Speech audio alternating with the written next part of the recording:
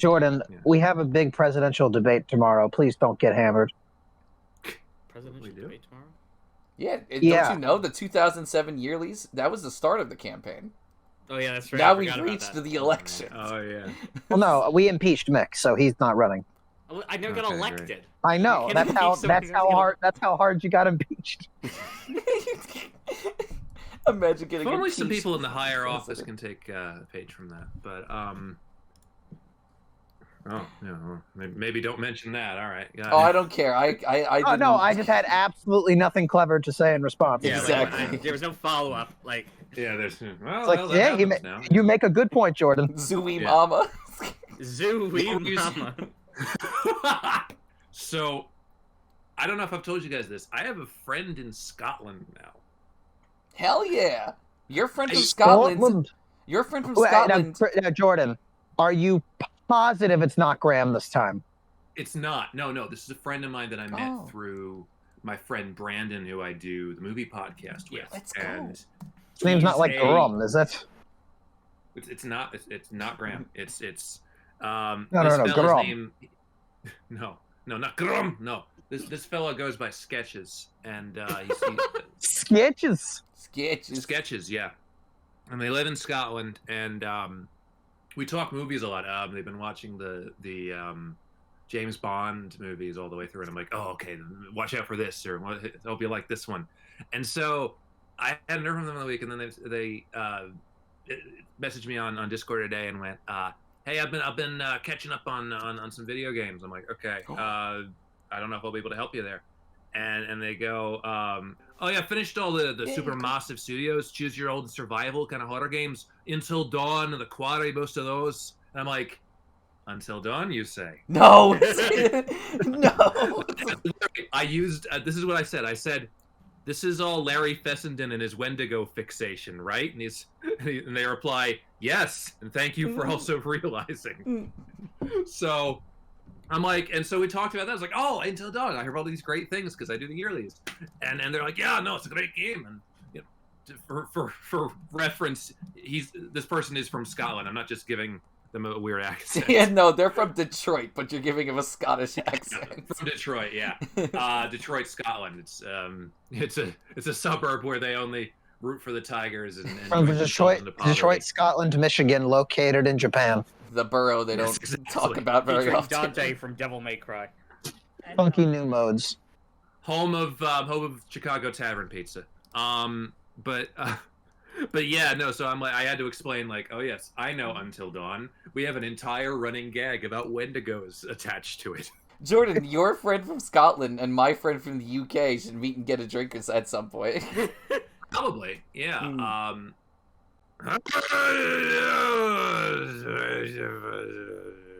I ask you a question, Jordan? Do you want to try saying it, or is it like, I'm never going to try saying the words again? It's just grunting from now on. This is the life I've chosen for myself. What are you talking about? I said the words.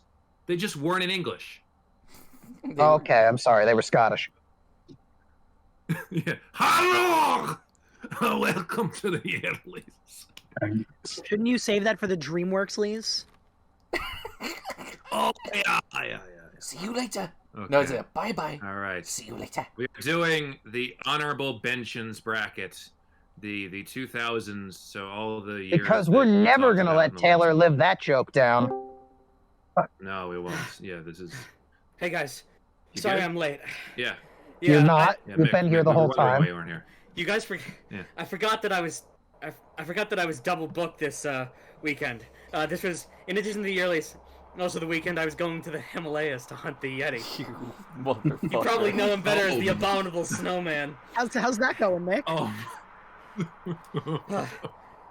Oh, it's tiring. It's cold. I'm not even upset anymore. I'm gonna be honest. I'm here with my Sherpa Wangchuk. Hey Mick, can you turn your audio sensitivity up? I can hear the winds of the Himalayas in the back. Oh yeah. No worries. Well, you know what the good thing about this Yearlies is? This is the Yearlies Mick dies of hypothermia. I don't want to ruin the Yearlies with the sounds of Mick freezing to death. Well, it's not good, but it means that he can't do bits anymore. I'll put myself in push to talk. Don't worry about it. Yeah. No, Mick. No, if he puts himself on push to talk, his fingers will get frostbite and he won't be able to push the buttons. The bits of Mix that I'm worried about are his freezing off at this point. So that joke died a slow and horrible death. Zooey Mama. I don't know. I can't keep up with this roller coaster anymore. All right. Right. I think Why do we even do this show? Literally, that's what it is. I'm gonna fill Self-doubt. every silence with Zooey Mama now.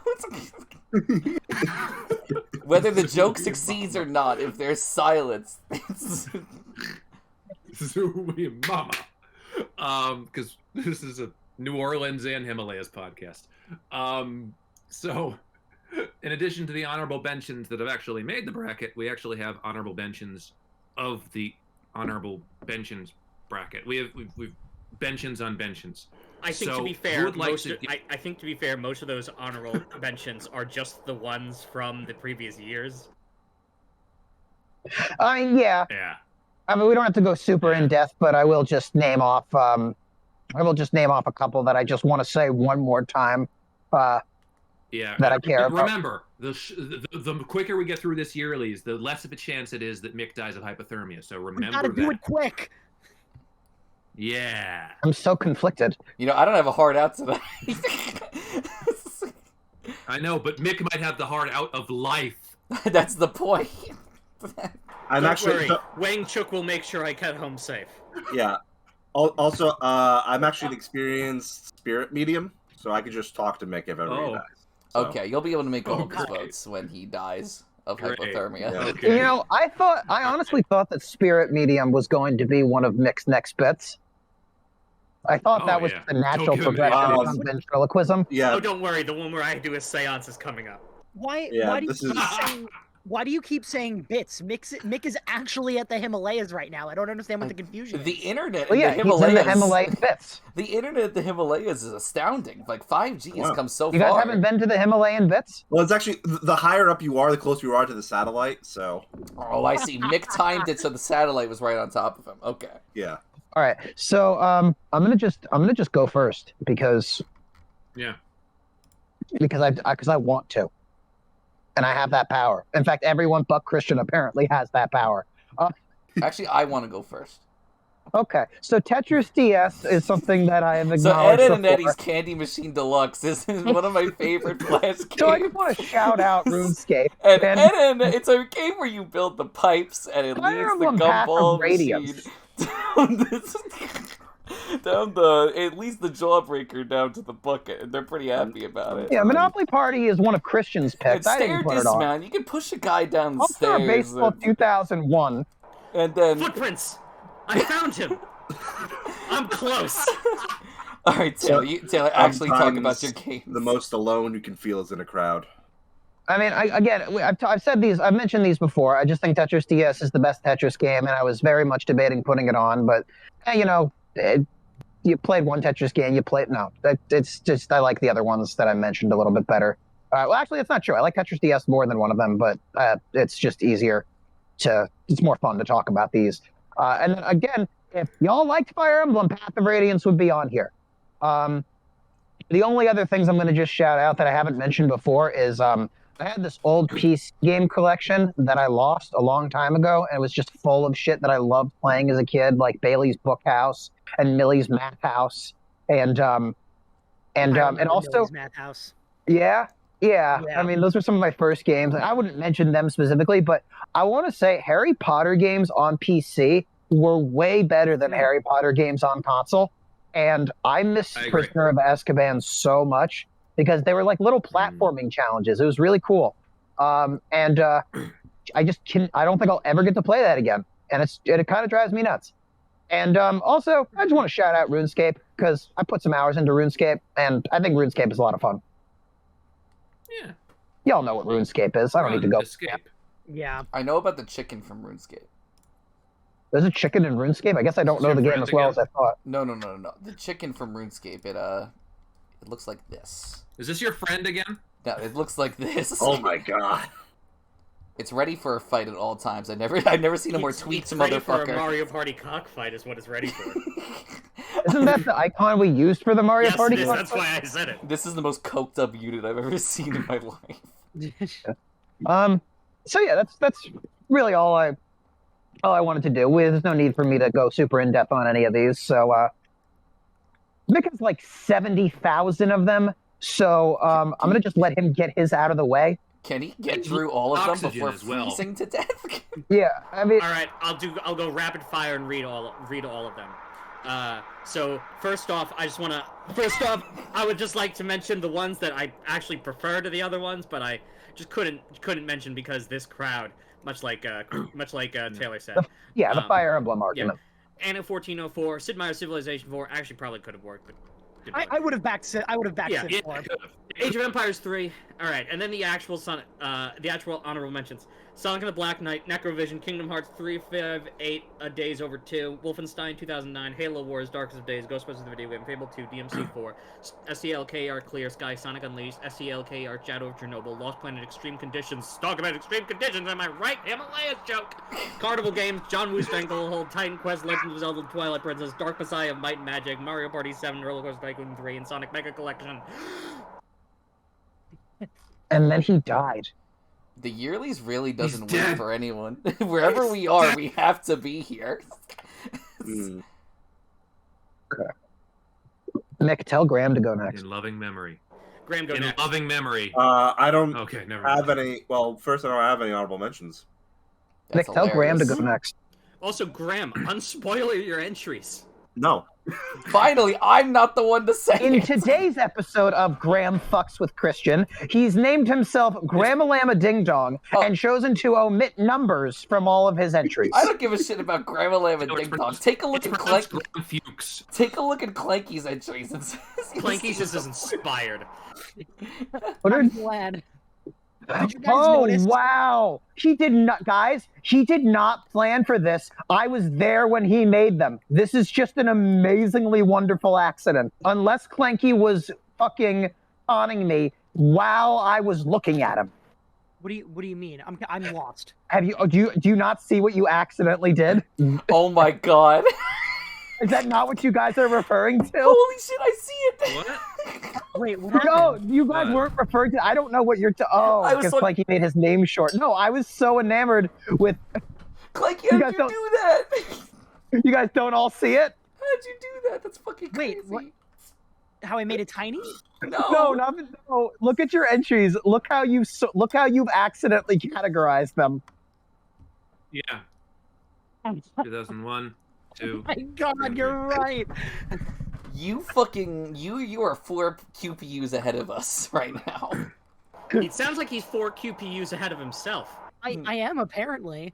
I didn't do that on purpose. I just wanted to specify what Animal Crossing, but that's so funny. The only one I want to mention is The Sims 3. Because if I put The Sims 3 instead of Mario Hoops 3 on 3, then we could have had a third Sim suite. Of the zero we've had. Of the zero we've had. I'm not being 2000 would mean, like I'm a just word being with you. factual. 2000 was a sim sweep of the century. Well, if it doesn't win, is it a sweep? It's a sweep in my heart, Taylor. Okay. It's a sweep if it kills enough subjective things. sweep. Like if you're on a 5 kill streak and you die, it's still a kill streak. But he said sweep. Oh my goodness. Squidward. All right, Christian, you're up. I Anyway. said everything I wanted to say about all my honorable mentions. Yeah, I read half of them for him. Have you even played Monopoly Party?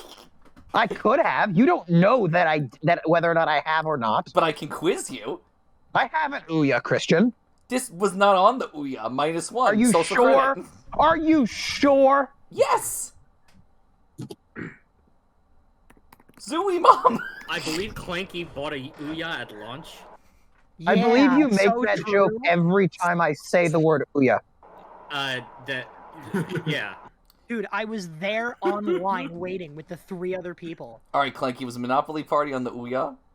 Of course it was. What kind of fucking stupid Okay, question I'll is just my credibility has gone out the Isn't it- window. This is going to be a yearlies of delayed reactions. I can tell. Zooey Oh, great crowd. 3 hours from now, Nick being on the Himalayas is going to be the funniest thing ever. It already is the funniest thing ever. All right, I think we said everything. We'll probably just get into this. I'm already a little bit buzzed, so this will be quite a fun time. Well, as the sober I'm one, getting there myself. Yeah, and I have some schnapps with me to keep me warm. Never go to the Himalayas without them, as they always Oh say. yeah, how That's it's Schnapp not and freezing in the Sims. container. I have no idea. Our first matchup features. it's crazy how our very Prototype. first round is just one game. Don't you fucking start shit. What? I just think it's weird that we only have 15 games. Okay. I know you don't like one of these. I but it don't is know what still you're on the talking board. about. There is only one of these. Yeah, it's weird that Sonic. May I introduce the matchup? Sorry, I didn't want to introduce it before you cut that out, Jordan. I just didn't realize there was a matchup, so I thought we were moving on. But yeah, sure. We have Prototype, which is a grand pick, against the much maligned by some people Sonic and the Secret Rings, which is a Mick pick. It's okay. How did your mouth make those words? All Yeah. right. So, I just want to. Okay, I need to say something. Wayne Chuck, hold the ice pick You for a going second. first? I need to go on a rant. All right. First, I just want to lay some Alright, I'm ground starting. rules. No one's allowed to interrupt me. All right, when I'm talking about Sonic and the Secret Rings, because I know you all fucking hate the game. Not me! Okay? Okay, good. I know basically everyone in the audience Say fucking hates Taylor. this game. Say Alright. Taylor. I know the majority of people hate this game. No. You're not alone, Taylor. Most people hate this game, alright? I know this game's reputation, alright? And so I just need to just let me speak, don't interrupt me, and when I compliment the game, just don't criticize me. You'll have your chance. He's just so panicked. He's about to die in the Himalayas. Of course, he's panicked. And the last words are gonna be him ranting should about be. Sonic and the Secret Rings. Alright, so, without further ado, start the timer, Jordan. I'm going first. Well, I had already, but all right, cool. Your time starts now. Alright, so first let's just get it out of the way. I would say that the worst thing that we can all agree sucks about Sonic and the Secret Rings is the fact that the level select is all done by menus, alright? It's just a list of levels. Much like okay? Super Mario Galaxy 2. Sorry, I interrupted you. Continue. Oh, no, don't worry. I was gonna say, however, there are very good games who do the same thing, and also, at least the combat isn't in menus. Anyway. Great So- JRPG disc. Yeah, thank you. Anyway, so Sonic and the Secret Rings is a Sonic game, and it has a very, I think it's fair to say, divisive control scheme. The way you control this game was the first Sonic game on the Wii, and it controls by you tilt the Wii remote forward to move Sonic forward faster, and if you want him to stop or go back, you turn it towards you, and then you tilt it left or right to move left or right. Sonic is always moving forward slightly unless you make him stop and go back. As a result, the game controls very differently because you don't actually have full 3D movement. You just really have go forward, back, left, or right. And he's always kind of moving forward.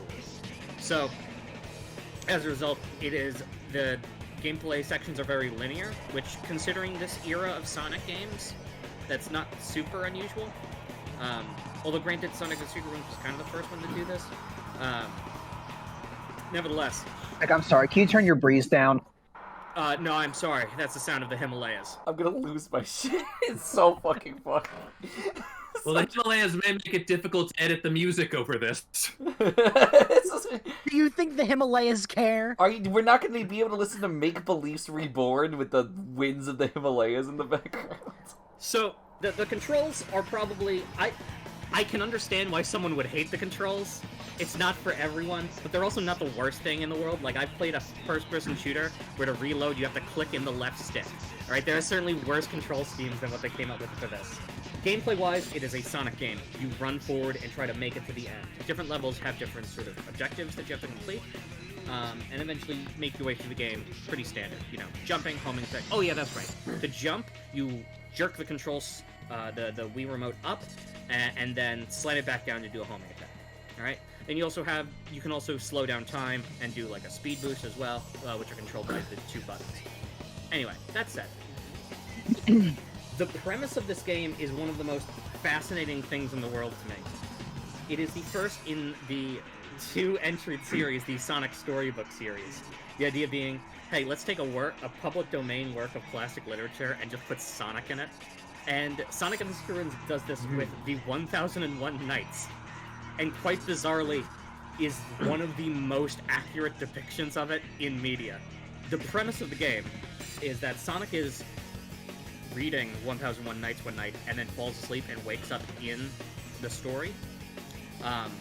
And the evil genie of the lamp, because in the original story of Aladdin, the genie of the lamp is evil, is trying to steal the words from the story to become more powerful. Oh. And the genie of the ring, because incidentally there are 2 genies in the original Aladdin, summons Sonic into the world to help defeat the Eraser Gym. Yeah, I know, it's 4. Alright, and so last thing I'll say, and this will just be really quick, one of the funniest things about this game is the bit that, yeah, Sonic gets sucked in. All of the well-known characters from the 1001 Nights are portrayed by Sonic characters. Yeah. So you meet Alibaba, and he looks like Tails. And Sinbad is Knuckles. And King Shahryar is Eggman. I love that shit. So it's basically Muppets Treasure Island, but Yes, with Sonic characters. exactly. So funny. That's That's such a exactly great what it comparison. is. Beautiful. And since I'm out of time, I'll let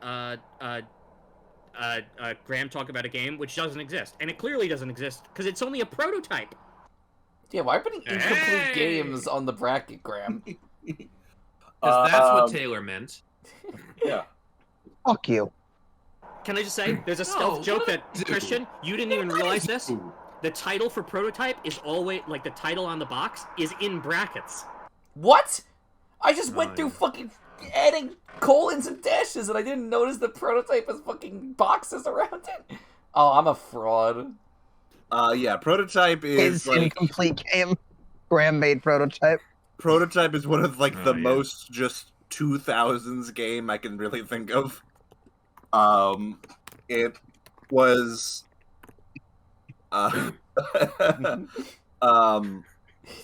you are a guy named Alex Mercer who is infected by some kind of weird plague that allows him to turn his body parts into like weapons and shit and like jump around, like agility, and it's open world set in New York City. The virus makes you like a superhuman, but it turns everyone else into zombies because it's also a zombie game. It was after all 2009. Yeah. Yeah, That'll do it. yeah. Came out. Interesting. It came out the same year as Infamous, which is just kind of like a case of parallel development. Like neither of them are really like were trying to come out at the same time, except this was an Xbox exclusive. Infamous was a PlayStation exclusive. It was just weird, interesting. But I confuse the two all the time. Yeah. Prototype, you have weird kind of flesh powers. Infamous is, at least for the first 2, is lightning. Yeah. Yeah, Prototype has kind of a body horror aesthetic to it. Love Yeah. that shit. Mhm. Love me some Well, Infamous has a bald guy. Both equally scary. No, like this Just wanted to game is state that just as a matter of fact. this game is kind of like there used to be like a genre like outside of like Infamous, and now I guess kind of like we're only getting it from like Spider-Man, of just like the open world character with powers like game where like Infamous, where it's just like it like open world, you can like unlock a whole bunch of cool shit, like take on hordes of enemies, turn your fucking arms into blades. We don't really see that much anymore outside of, like I said, like Spider-Man. But even Spider-Man had like this very specific genre of it's just in like open world, do cool shit in. Let's just talk about Spider-Man and Infamous for the prototype. No, like. Can I share a fun fact about this game? Sure. The lead writer of it was also known for being the creator of the Call of Cthulhu setting, Delta Green. That's That interesting. makes a lot of sense. That makes a lot of quite sense. interesting. Yeah, there's a very like government espionage like kind of feel to it. Black helicopters, conspiracy, Yeah. but then also like weird body horror. Yeah. You can parkour, right? Yes, you can parkour. You can kind of like glide on where you're gliding on. I can't tell you, just doing it. Can you go into the Hollow Earth? You can go into subway tunnels, so that's Big basically the ass. same thing. That's basically the same thing. Well, if a game doesn't go into the Hollow Earth, like, why should I even vote for it? Like, god damn. I don't know, cause you like me. That's a good reason. Does that argument work? I have to We'll try see. something in a couple of rounds. Any of you who like the like Incredible Hulk, Ultimate Destruction, or any of like the open world Hulk games, Fuck you you. probably enjoy these games a lot. You motherfucker. Really, the Incredible Yeah, Hulk? right, people, yeah. I talked about Ultimate Destruction a couple yearlies back, and how it's so much fun to just punch a cop in the face with a metal fist. Wasn't that Godzilla Yeah. though, or Rampage? No, that was well, we did talk about like the destruction in Rampage and destruction in Godzilla, but Hulk is more personal because you can punch someone directly into their face. Like, you Yes. know, can't do that in the I other see. ones. I see. Yeah, not really much else where you say you can find like various like guns you can pick up, like RPGs and shit, and just go to town, which is not something you can do in Infamous. So that's, Oh, what RPGs? Is it Final Fantasy? Dragon Quest? No, they actually they only have the Fantasy Star. Ah. Online or regular? Both at the same time. Interesting. The RPG guy has raised his eyebrow. I should say, if I Oh. remember correctly, just based on like, in terms of distinguishing this from Infamous, is that if I remember correctly, Infamous is considered to have like a better story and like quests, whereas Prototype is much better on the like open world game front. Well, Prototype's only a prototype, so of Okay. course Infamous has a better story. And so I've heard this- that story is Yeah, yeah, yeah. infamous. Ah. I heard it's Infamous too. I'm gonna kill I you. heard it's Infamous Second Son. Featuring Dante from the Zoom. Spy series. Okay, if you guys are just gonna make jokes, I think we should Yeah. go to the phone. I feel like I Which should means- quote that sentence. Yeah. I mean, Jesus, if you guys Alright. are going to just make jokes, then what are we even doing here? Well, you're running out the clock by just like, you know, okay, we don't have anything more points to make about Let's- the game. it's so, fine. Let's vote. You're right. I can make the same joke 12 times. Don't No. don't threaten me. It's- I'm still only on one joke. But it's a good one. You will die by that All right, joke. What's the voting order, we're Jordan? going to go- Yeah, that's what I was just about to get to. So, for reasons only known to Christian, I'm going to be nice to him today, and I'm going to let Christian go first. I So appreciate it's going to it. be Christian, Because Clanky, Mick, Graham, Taylor. He should go second. He has to earn his way to first. I don't think you should listen to him.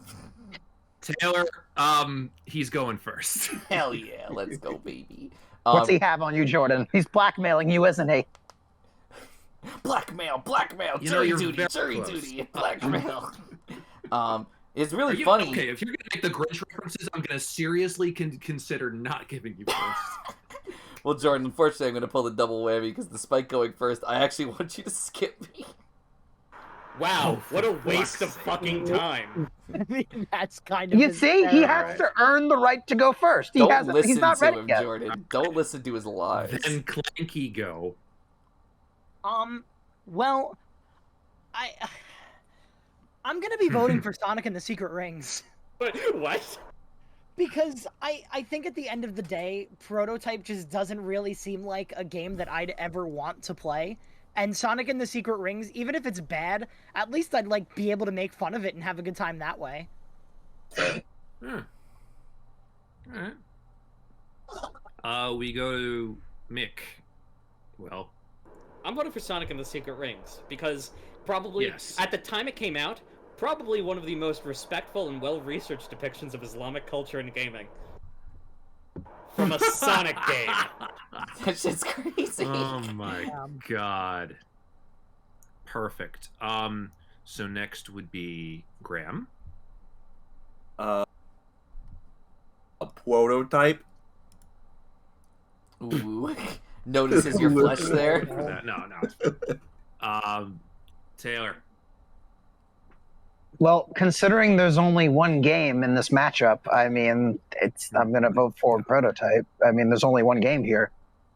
I mean, I'll be honest, I've kind of blacked out for the last 8 minutes because, like, you guys, like, I heard words coming out of your mouth, but they just didn't seem like human language. You interrupted me. How'd you interrupt Everyone nothing, interrupted Taylor? you. That's not fair. She interrupted nothing. You interrupt people when they talk. Christian. So this sucks. I was kind of hoping prototype. I was kind of hoping prototype was gonna sweep so that I could easily and nonchalantly give my vote to Sonic and the Secret Rings. But the thing is, I'm actually very split between the two games. But at the end of the day, I don't think I want to play either of them. And one of them's a Sonic game. Bentions bracket, where the stakes are lower than ever. And one of them's a Sonic game. So Sonic and the Secret Rings.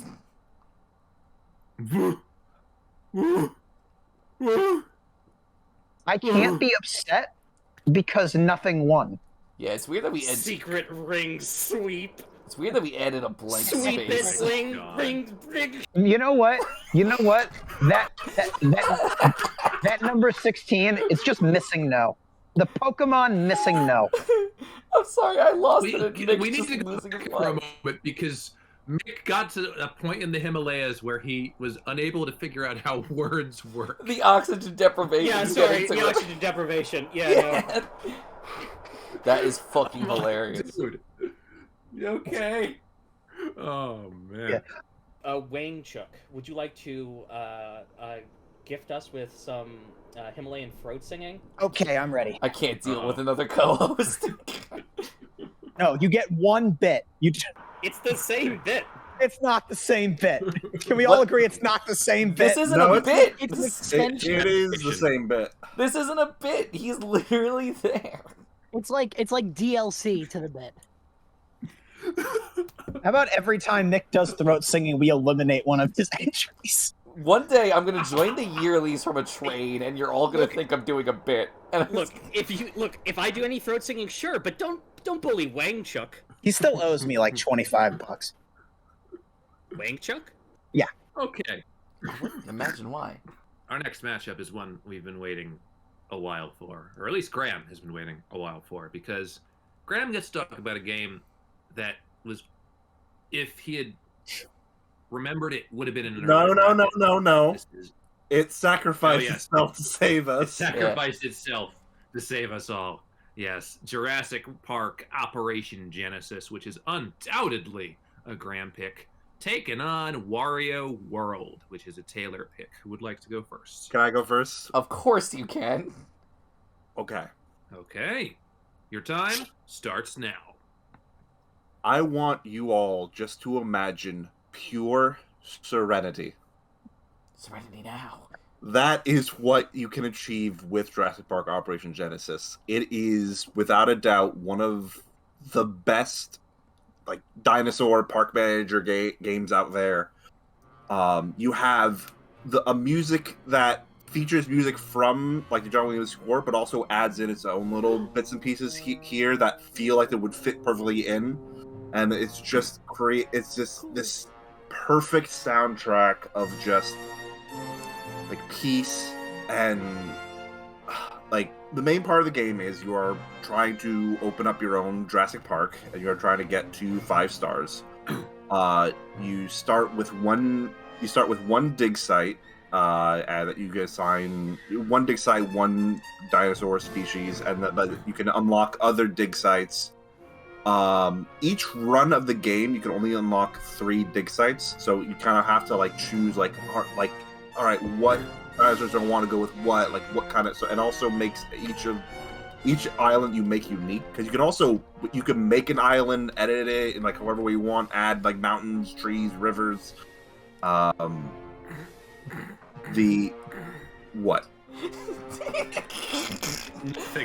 muting. Christian, would you like to regale him? No. Continue, Graham. However, I do understand not everyone might want just pure Serenity all the time. That is why there are also the missions in this game, which you can use like the shooting mechanics of either the Ranger helicopter or the Jeep to try to drive around pre-made islands, complete objectives, which is like shooting dinosaurs or taking photos of them. That's also another thing you can do. You can set up a safari adventure, balloon adventure, little viewing ports. You can send them. You can take control of vehicles, send them out, take photos, and another thing. You can also at any point save the game, delete all the fences, just watch all of your dinosaurs eat all of your guests. It's a lot of fun too. That is the Jurassic Park Operation Genesis equivalent of dropping volcanoes and robots onto your Sim City. Yes. Well, shit. The dinosaur models themselves are fairly impressive for the PS2. Like they're some of them can be like a little like you can see like the textures or like a little blocky here and there. Plus, also, as I said, this game sacrificed itself for us, so that should sway your vote like a little bit. Like we wouldn't be here without it. I mean, look, it's just because a game literally stops an asteroid from colliding with the Earth doesn't mean I'm gonna suddenly think it's a good game. Fucking what? But what has Wario World ever done for us? Apart from the aqueducts, the Wario World. These are the roads. Dude, Wario World built the pyramids, dude. Wario World, fucking Wario wrote the game. All right, let's. Are you good, Graham? He can write. All right. Here's the deal. Yeah. Here's the deal, guys. Before I even talk about how Wario World plays, I am going to talk about the real reason I submitted this game, and that's for the manual. Wario wrote the manual to Wario World. It is 34 pages of Wario just telling you how great he is and how annoying the enemies are in this game. It probably stinks. It's the greatest manual in the world. You show you a picture of the game screen and he goes, "So admit it, don't I look cool in the game screen? Those long muscular legs and my sturdy toned frame. I'm the perfect specimen of a man." What? You say I look fat and my quadruple chin looks like a waterfall of flab? Shut up. That's just because you have your television set up for widescreen display. There are 35 pages of that. He constantly talks about how the spriteling NPCs you rescue in the game are annoying and he would rather just have money. He talks about how fucking there's 2 pages of Wario with like they like identify each individual body part of him and he like describes his body part. Like he talks about his bladder and how his teeth have no cavities and how like his weight. Wario's canonically 308 pounds and he's like, who's the idiot that wrote 308 pounds? It's just my clothes. I like to layer. Underneath all this is a slim trim looker. This is where Matt Pat got the idea that Wario was 10 feet tall. It's probably, but like, so the point is, this is the most Wario game ever. I know I made a very big pitch for Wario Land 4 back in the day, but when I stop and think about it, this really is the ultimate Wario charm fest, all right? It's a beat-em-up collectathon. It's made by Treasure, and you basically go around collecting treasure because an evil black jewel, just a black jewel with an eyeball and squid tentacles, turned every one of his pieces of gold into a monster. So you just go around beating the shit out of enemies, and you have all of these awesome moves. You can pile drive the enemies and just like spin around in the air and just slam to the ground. You can so long gay Bowser every enemy in the game with what is called the Wild Swing Ding. And when they turn back into money, there is a singular button to suck them up with your mouth. There's just a button for Wario to suck up the money with his mouth. Absolutely horrifying. And what's great about the enemies, Kirby fan, Christian. But like Kirby in Wario, like Wario has teeth and That's face, true. and That's, like you know what? Fair. Wario's a disgusting Well, abomination. he's not chomping on them. I'm not necessarily sure he's chewing. Yeah. To be perfectly fair. That's worse.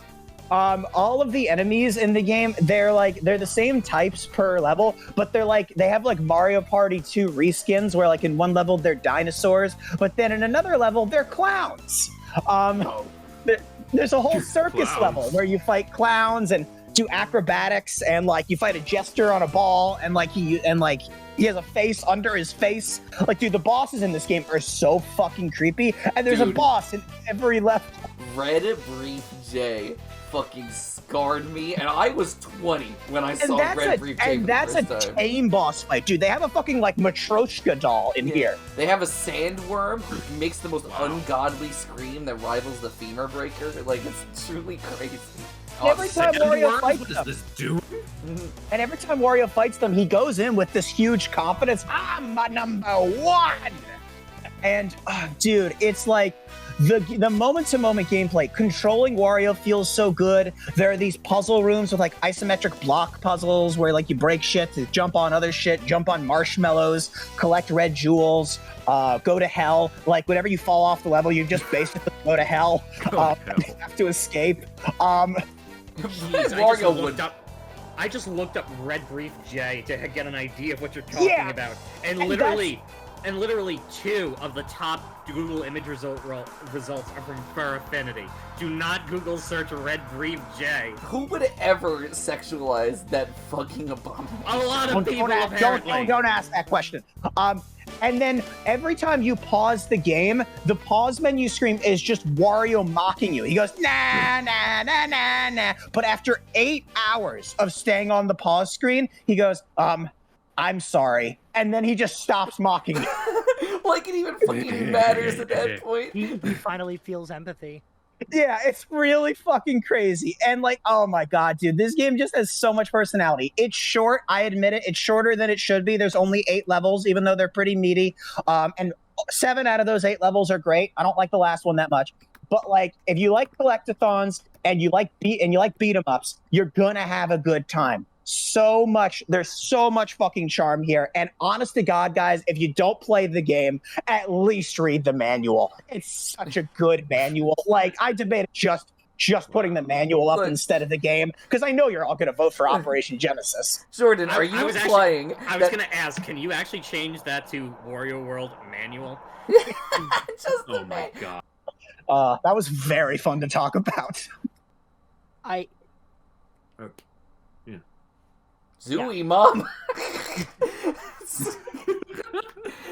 All right, are we good? Are we Do cool? we have enough information?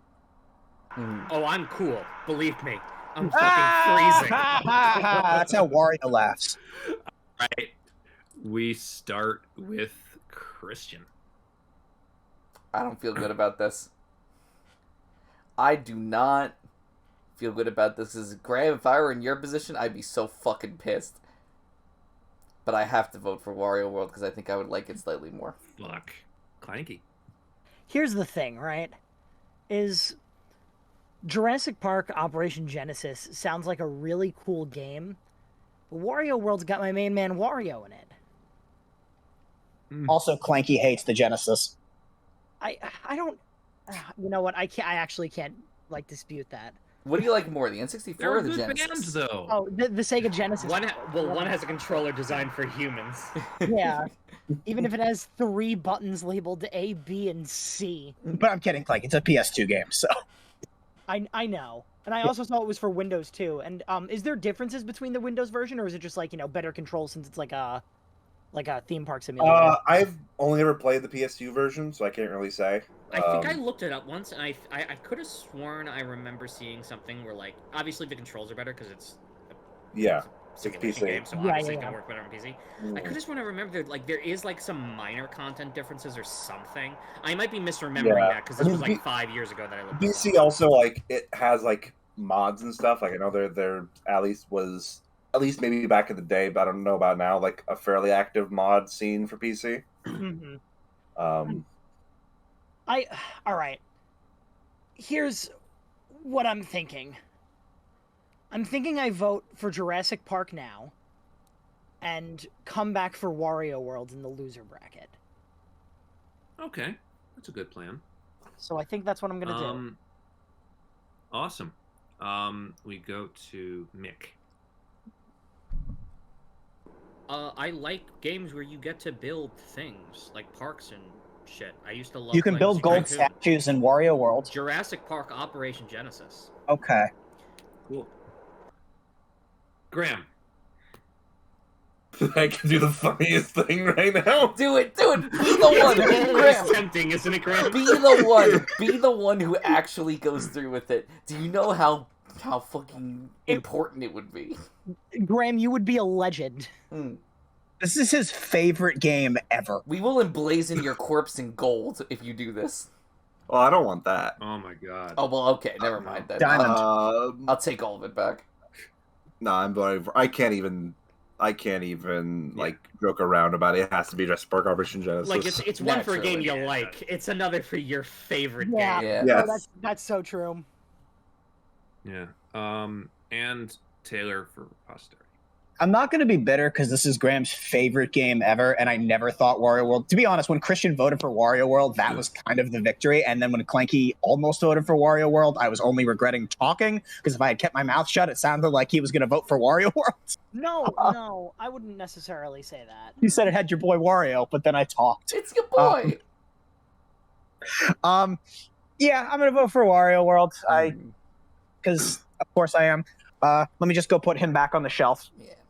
Even though the thing I voted for lost, I'm pretty happy with this outcome, and I hope that I can make it up to you, Graham, with a couple of future votes. How about Taylor, the Oh, one we'll whose see. game lost? Well, you can see that in the losers bracket after I continue to vote for your entry. Oh, whoops! Spoiler alert. Anyway, Yeah. All right. So the next matchup we have is Travian Legends, which is a Christian pick, versus Zeno Clash, which is a Mick pick. Who would like to go first? I'll go first. Not all at once, guys. You can go first, Christian, because I talked about Zeno Clash like a bit when I mentioned it was on my honorable mentions. I don't think anyone here knows what Travian Legends is. okay, I'll go into it a little bit.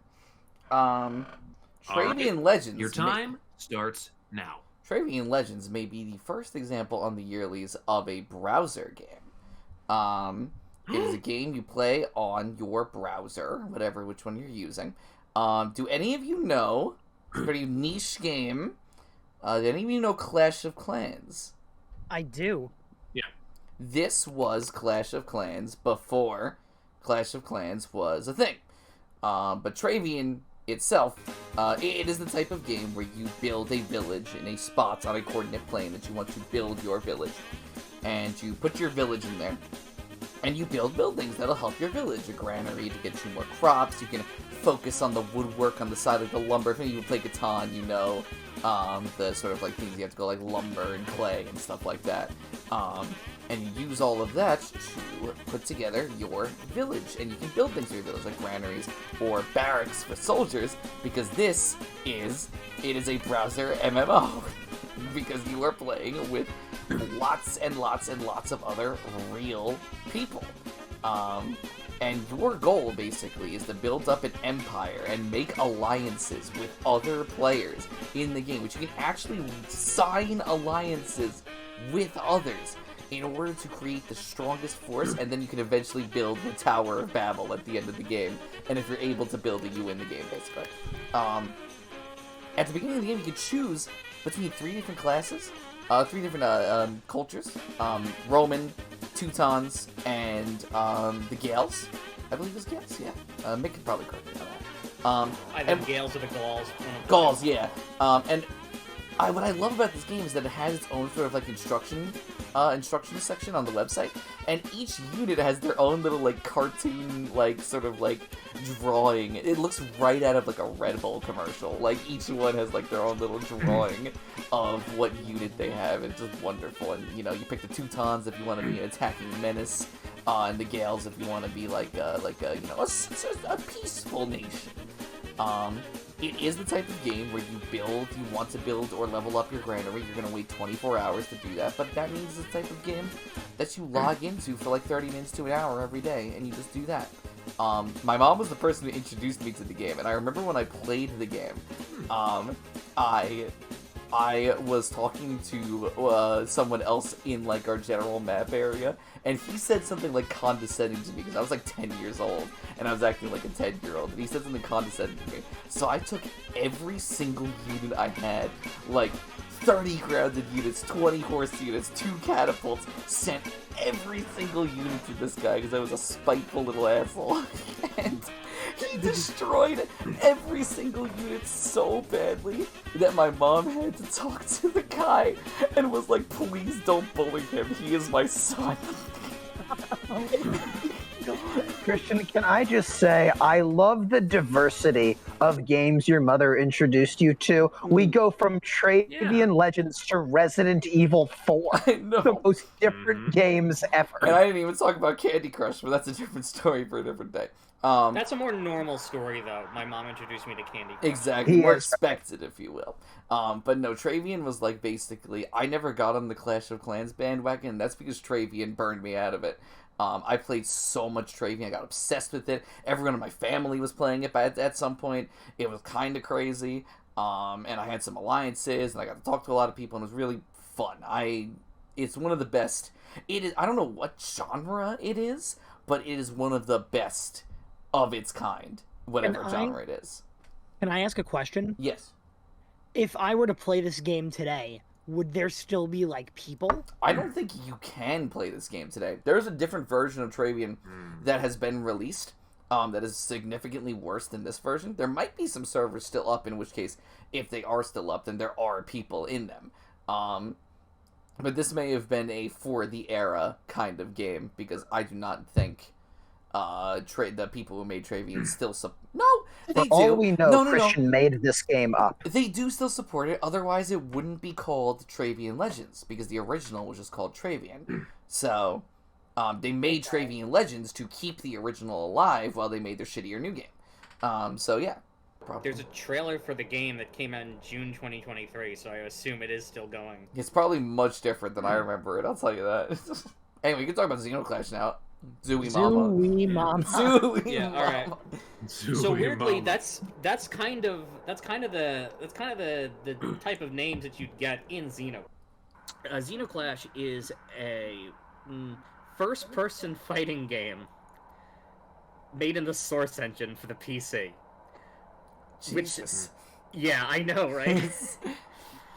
So it's made by the company Ace Team, who you're probably, if you're familiar with them at all, you probably know them best for Rock of Ages.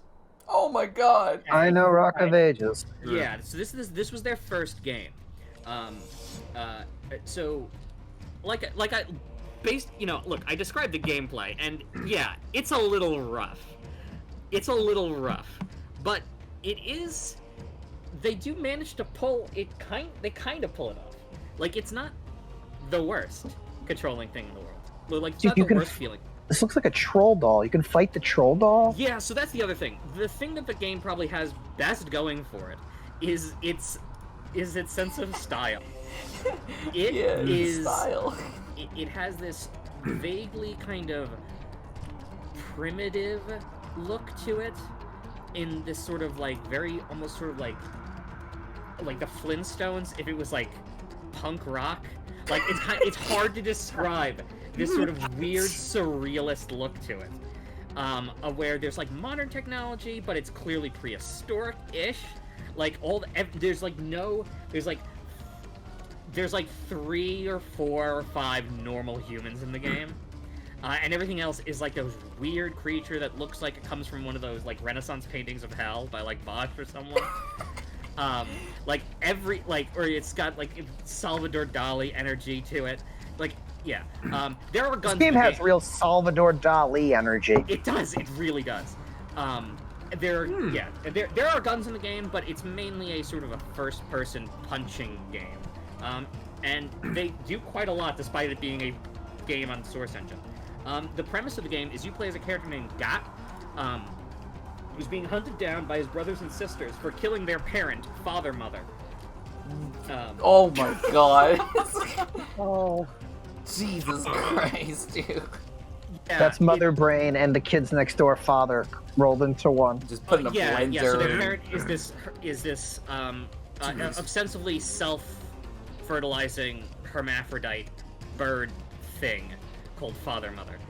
Incidentally, none of the children look anything alike, and they're all different species. None of them look like Father Mother. But Got apparently has killed Father Mother for reasons we don't find out until the end of the game, so I'm not going to mention them here. And so his brothers are hunting him down, and he has to go on the run. That is the premise of this game. I won't spoil it because it's a kind of a twist ending. But look, if you're in any way interested, like if this is like, huh? Yeah. Looking at these screenshots, I don't think I'm awake. I think I'm having a nightmare. Yeah. No, that's the Bless vibe you. this game has. That's the vibe this game has. You know what it is, Mick? It's like if you took the FMV like cutscenes from like old like Sega CD games, but like they weren't FMV. You made them real 3D models. Mick, I Like- may have missed something in your pitch. Is this game multiplayer? Please remind me. No, it is not. It is a Fuck! sequel. God damn it! Fuck!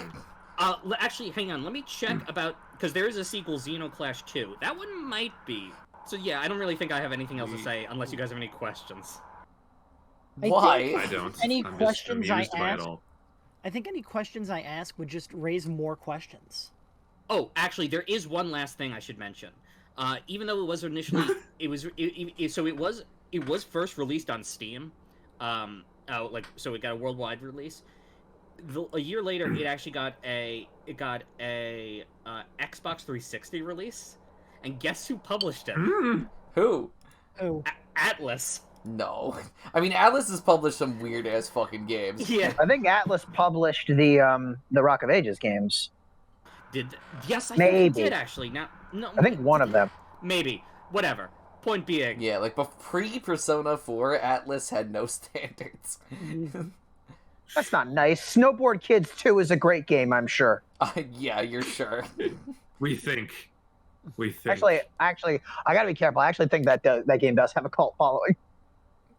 Oh dear. Yeah, we don't want our Say Snowboard if one of Kids them 2 fans. Wanders into us. We don't want to piss them off. That would be fucking hilarious. They'll just Please. They'll throw snowballs at us, which I think is an act of war where Mick is. Local douchebags, the Yearlies, were inciting a riot with Snowboard Kids 2 fans last Friday when... Anyway. I'm sure we all know what we're doing. Are we good? All right, Christian, you're up first. You know what, Mick? I'll give you this. I did not give a fuck about Xenoclash before this bracket, and now I do give a fuck. I wish it was multiplayer, because I feel like we could have had a lot of fun playing this multiplayer. I'm voting for Travian Legends, because again, I do think it is the best of its genre, which is a very interesting genre. A genre that you couldn't define. Exactly, but if someone could define it for me, that would be much appreciated. I need to look it up, and It's the usually best we have a game rule in against the looking genre things that up, I don't know. So Wait, what's up, Mick? I said I'd look it up, but usually we have a rule against that sort of thing. So I'll. No, do there's it. no rules. No rules. I don't make any rules. There's no rules. So, Whatever. Travian Legends is going to be my vote because I really Yeah. like it and I think it's the best of its kind. Okay, Clanky.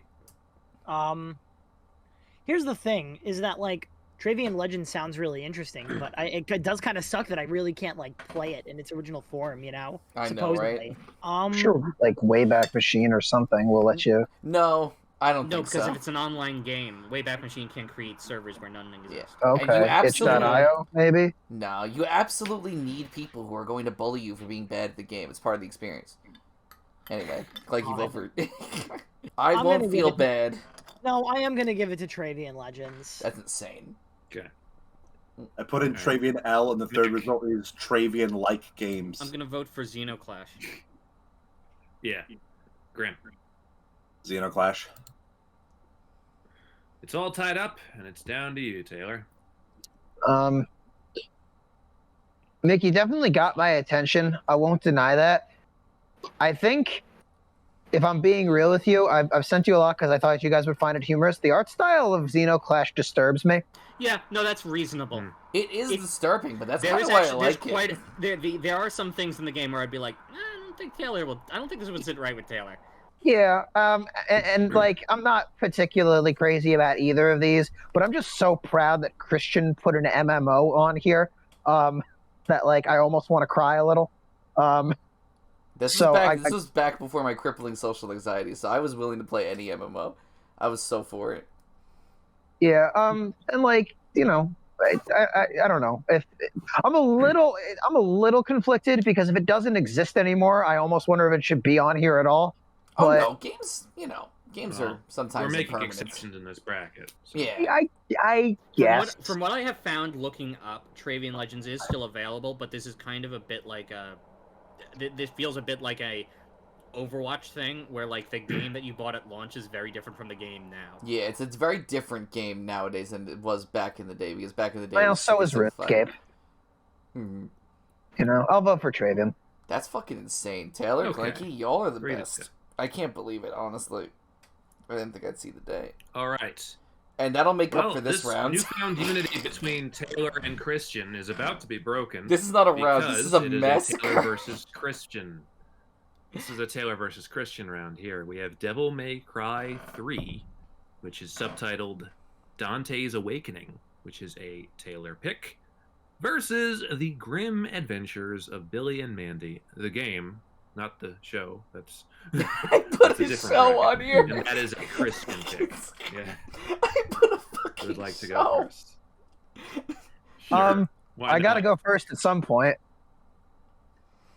Okay. All right. Taylor, your time starts now. You guys remember how last Yearlies Christian was talking about how the original Mike Tyson's Punch-Out on NES isn't really a good game? Oh, hell yeah. Yep. I don't think Devil May Cry 1 and 2 are very good games. Obviously, A lot of people Devil... agree with you on 2.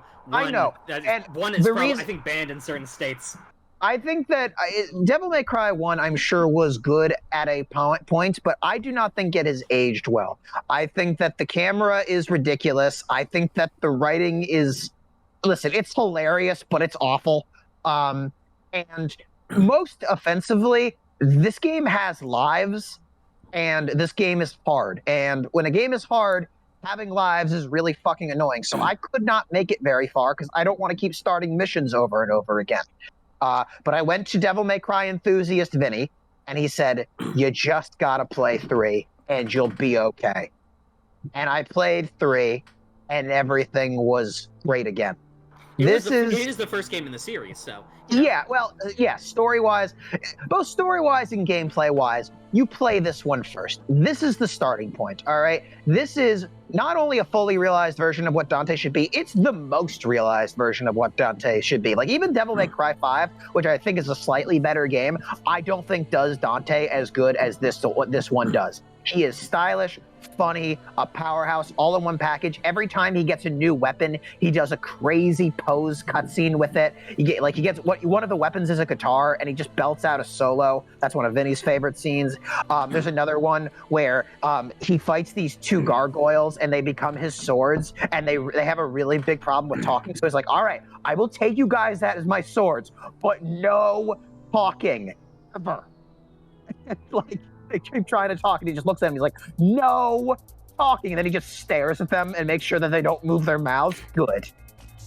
And he's just full of that. I think that Devil May Cry 3 just has a really fun story. It's not like a particularly deep story, but like it's very built in like his characters. Like Dante's great, and then you got Virgil, who is a great parallel to Dante. And it's just like this super fun nasally voice, which you have to hear it to understand how fun it is to hear Virgil talk. I was shocked the first time I heard Virgil's voice, because Right, I had seen images of him for years, and I imagined him having this super cool voice, but then... It's not that he doesn't have a super cool voice, but then you hear him for the first time, and he's like, my power. Yeah, but like it's like you have to like it's not corny. Like it sounds really cool, but stupid at the same time. You have to play it. Lady is cool. There's just a character named Lady. And dude, the fucking Joker is here, but he's Maximilian Pegasus. Like, Oh, nice. like this is dude. And he's just like I did the castle. He's like, oh, Devil Boy is trapped in the castle.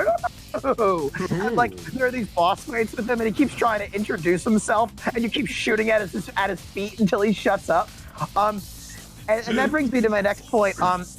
I think that, I might like Devil May Cry 5 a little more, and I do think that it has my favorite boss fight. I think the collection of boss fights in Devil May Cry 3 may be a little stronger. I think that there are more of them, and I think that they have like a more I feel like I get the sense that you master these fights a lot more. Like I really want to go back and play this game on a higher difficulty because this game always plays fair, thanks to having multiple unlimited continues. There are enough checkpoints to make the game feel like you really get to master it.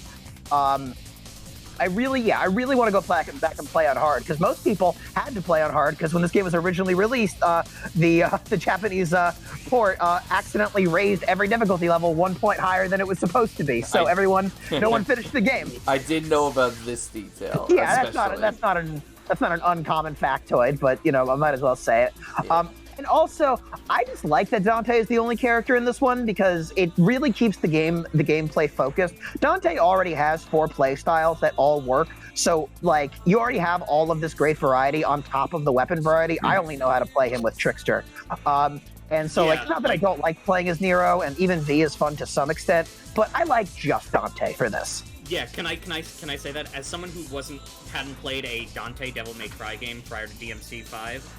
It was very overwhelming to have to start playing Dante in DMC 5. Yeah. Like, you already are balancing Nero and as many arms and V and as many animal companions. This is the best starting point. And, my love for this compared to 5, it's really close. Like, sometimes I like this game more than 5, if I'm being honest. And I will always say you should play this one before 5. This game is so stellar and kind of revitalized just how much I care about the action game, the action adventure game. Like it's a really sick time.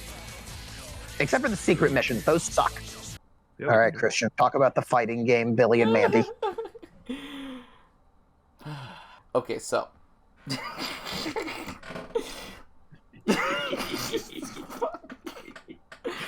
Everyone shut up. All right. The Grim Adventures of Billy and Mandy is the most faithful licensed game ever made.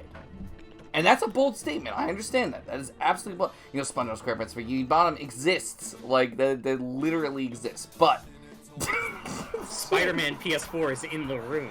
So true. But the Grim Adventures of Billy and Mandy is so faithful. So, to give you all a visual, this is a Power Stone level fighter. For those of you who are not familiar with Power Stone, it is a 3D fighting game.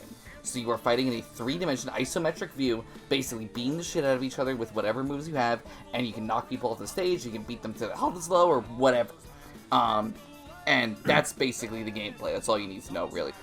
So the Grim Adventures of Billy and Mandy is super duper faithful because of its characters and stages.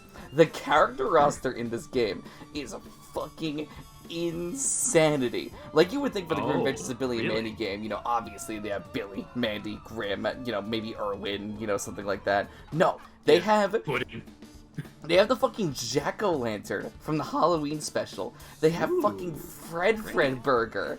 They have Nurgle and Nurgle Jr. They have Scar. They have Eris, the goddess of chaos. They have Dracula. They have Billy's dad, but he goes around as Mogar. Like, they have Ookie. They have Boogie. They have the Boogie Man from Ookie Boogie's Adventure. Whatever the fuck. The Oogie Boogie is the Nightmare Before Christmas. Exactly. You're the right. Man. Yeah. But I was thinking and they have Hostel Gato and they have fucking everyone. The stages also follow this trend. Every single stage in the game is based off of an episode from the show, and every stage is multi-segmented. Good. So let's say you have the Barbarian episode from the Grim Adventures of Billy and Mandy. You start off in this Barbarian spike pit, but then you go into the dining room area after 2 minutes of fighting, and then after another 2 minutes of fighting, you go to the outside area where the Barbarians are all fighting each other. You get the crossbow, and you can shoot the crossbow at people. You go, pew, pew.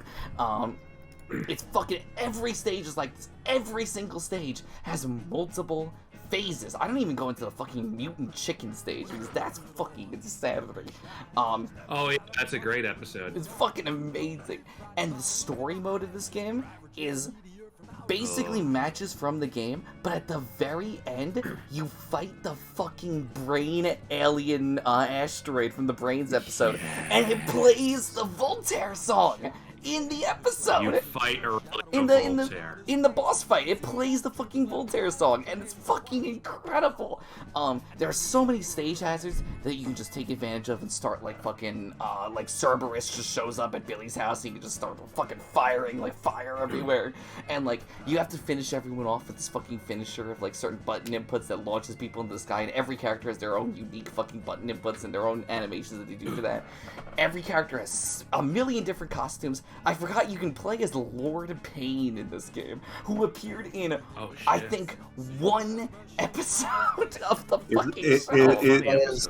Is Moldy Butt in it? Moldy Butt is, as far as I know, not in this game, which is unfortunate.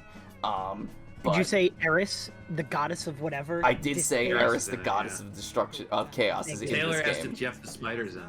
Jeff the Spider is not in this game, unfortunately, which confounds me because he would have been an amazing character.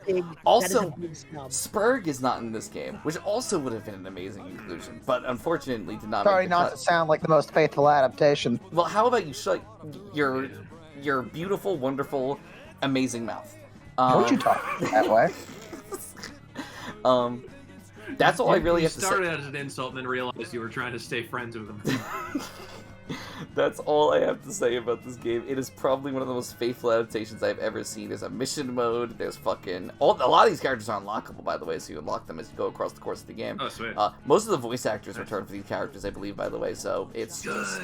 And I played this game for 5 minutes, and the only thing I remember is whenever you play as Billy, he goes, "Breaking things makes me feel so alive!" oh yeah, every character, whenever you start a match, they say they only recorded one line for the starting match. So every single character has only one line. Please tell me Dracula's just I hope, I wish, but it's definitely not. Dracula didn't get more lines. You both. That reminds me of what they did in the fucking Simpsons wrestling game. Oh no, that's not good. That's not good at all. Which is better, Grim Adventures of Billy and Mandy or Simpsons Wrestling? No, definitely Grim Adventures, because apparently, according to Clanky, Simpsons Wrestling is an affront to God. So, That game, dude, that game is so bad. fuck. Dracula does not bite. Dracula scrapes and licks. Scrape and lick. Anyway, that's the Grim Adventures of Billy and Mandy. It's a really fun game, and the items are really cool too. Sounds great. And it's generally fun, yeah. And not just because I love the show, but it sounds really good. Yeah, and Jeff the Spider should have been a playable character. I think we've got enough information. Let's go to the vote. Christian, you start. Honestly, if I didn't play the Grim Adventures of Billy and Mandy when I was younger, I would absolutely be voting for Devil May Cry 3. This is not fair. This is not a fair matchup at all. But I am gonna vote for Devil May Count your Cry chickens 3. before they hatch, though. I am gonna vote for Devil May Cry 3 because there's no way I will like the Billy and Mandy more than Devil May Cry 3. There's literally no way. Shit. All right. I was not expecting that. All right. Clanky. I have a question for you, Christian. What's up? Despite everything that you've mentioned, is, like, the game fun? Yes, because it's you know how everyone says that Smash is more of a party game than a fighting game? Okay. Grim Adventures of Billy and Mandy, no one can even physically argue that it's a fighting game. It is a party game. Like, it is just chaos. People pick up, like, spiked bats and start hitting you with it, or guns that shoot glass panes at people, and it's like, just fucking happens. So to put it another way,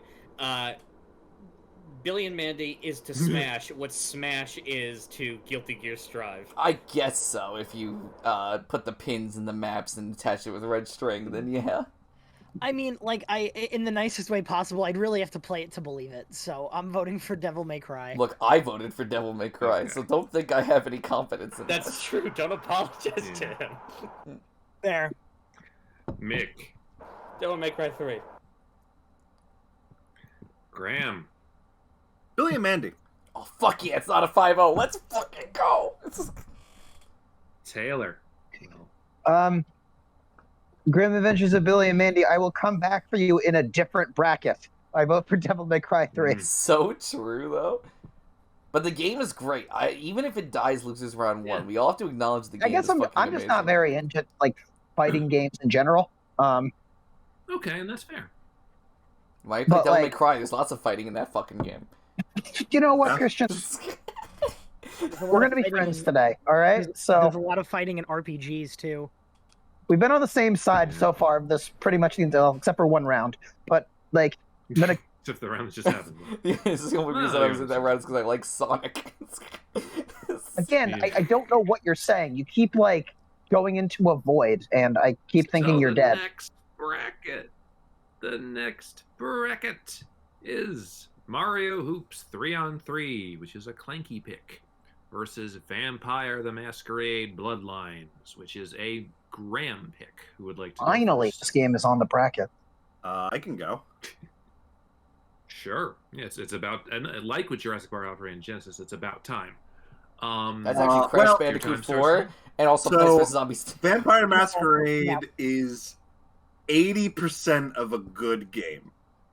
He can never not say that first. What a great build-up. But you know what? The number has gotten higher since the last time I checked. That is true. He's Yeah, gone up. yeah. Look, it's I have like, it starts off very strong, and then there's a part where it's supposed to like, if I can see the future where fate. What the fuck was that? I don't know. Unfortunately, we can't I blew answer my that nose. question I think for it made you. a squeak. Okay, yeah, it sounded like someone like shot a dart at someone. Sorry. Me and Wangchuk have we're running low on surprise, and we've killed a yak. Oh my god. Well, I hope you can find more surprise pretty soon. So what happened just then? Mick yes-handed off of me. Graham yes-handed off of Mick. It's just working so well. Yeah. today. I swear to God. No, it's not, Jordan. Graham, I need you to say good things about Vampire, please. Okay. Yeah, Vampire the Masquerade. The game, like I was saying, I can see the alternate reality where everything aligned for this game, and it would have been perfect and beautiful. Unfortunately, that was not the hand that Troika Games was dealt, and very unfortunate that this was their last ever game. But Yeah, like they had like a very good track record of games that just need a little bit more time in the oven, but like circumstances just denied that for them. if Graham stops here, I'm going to be really upset. So,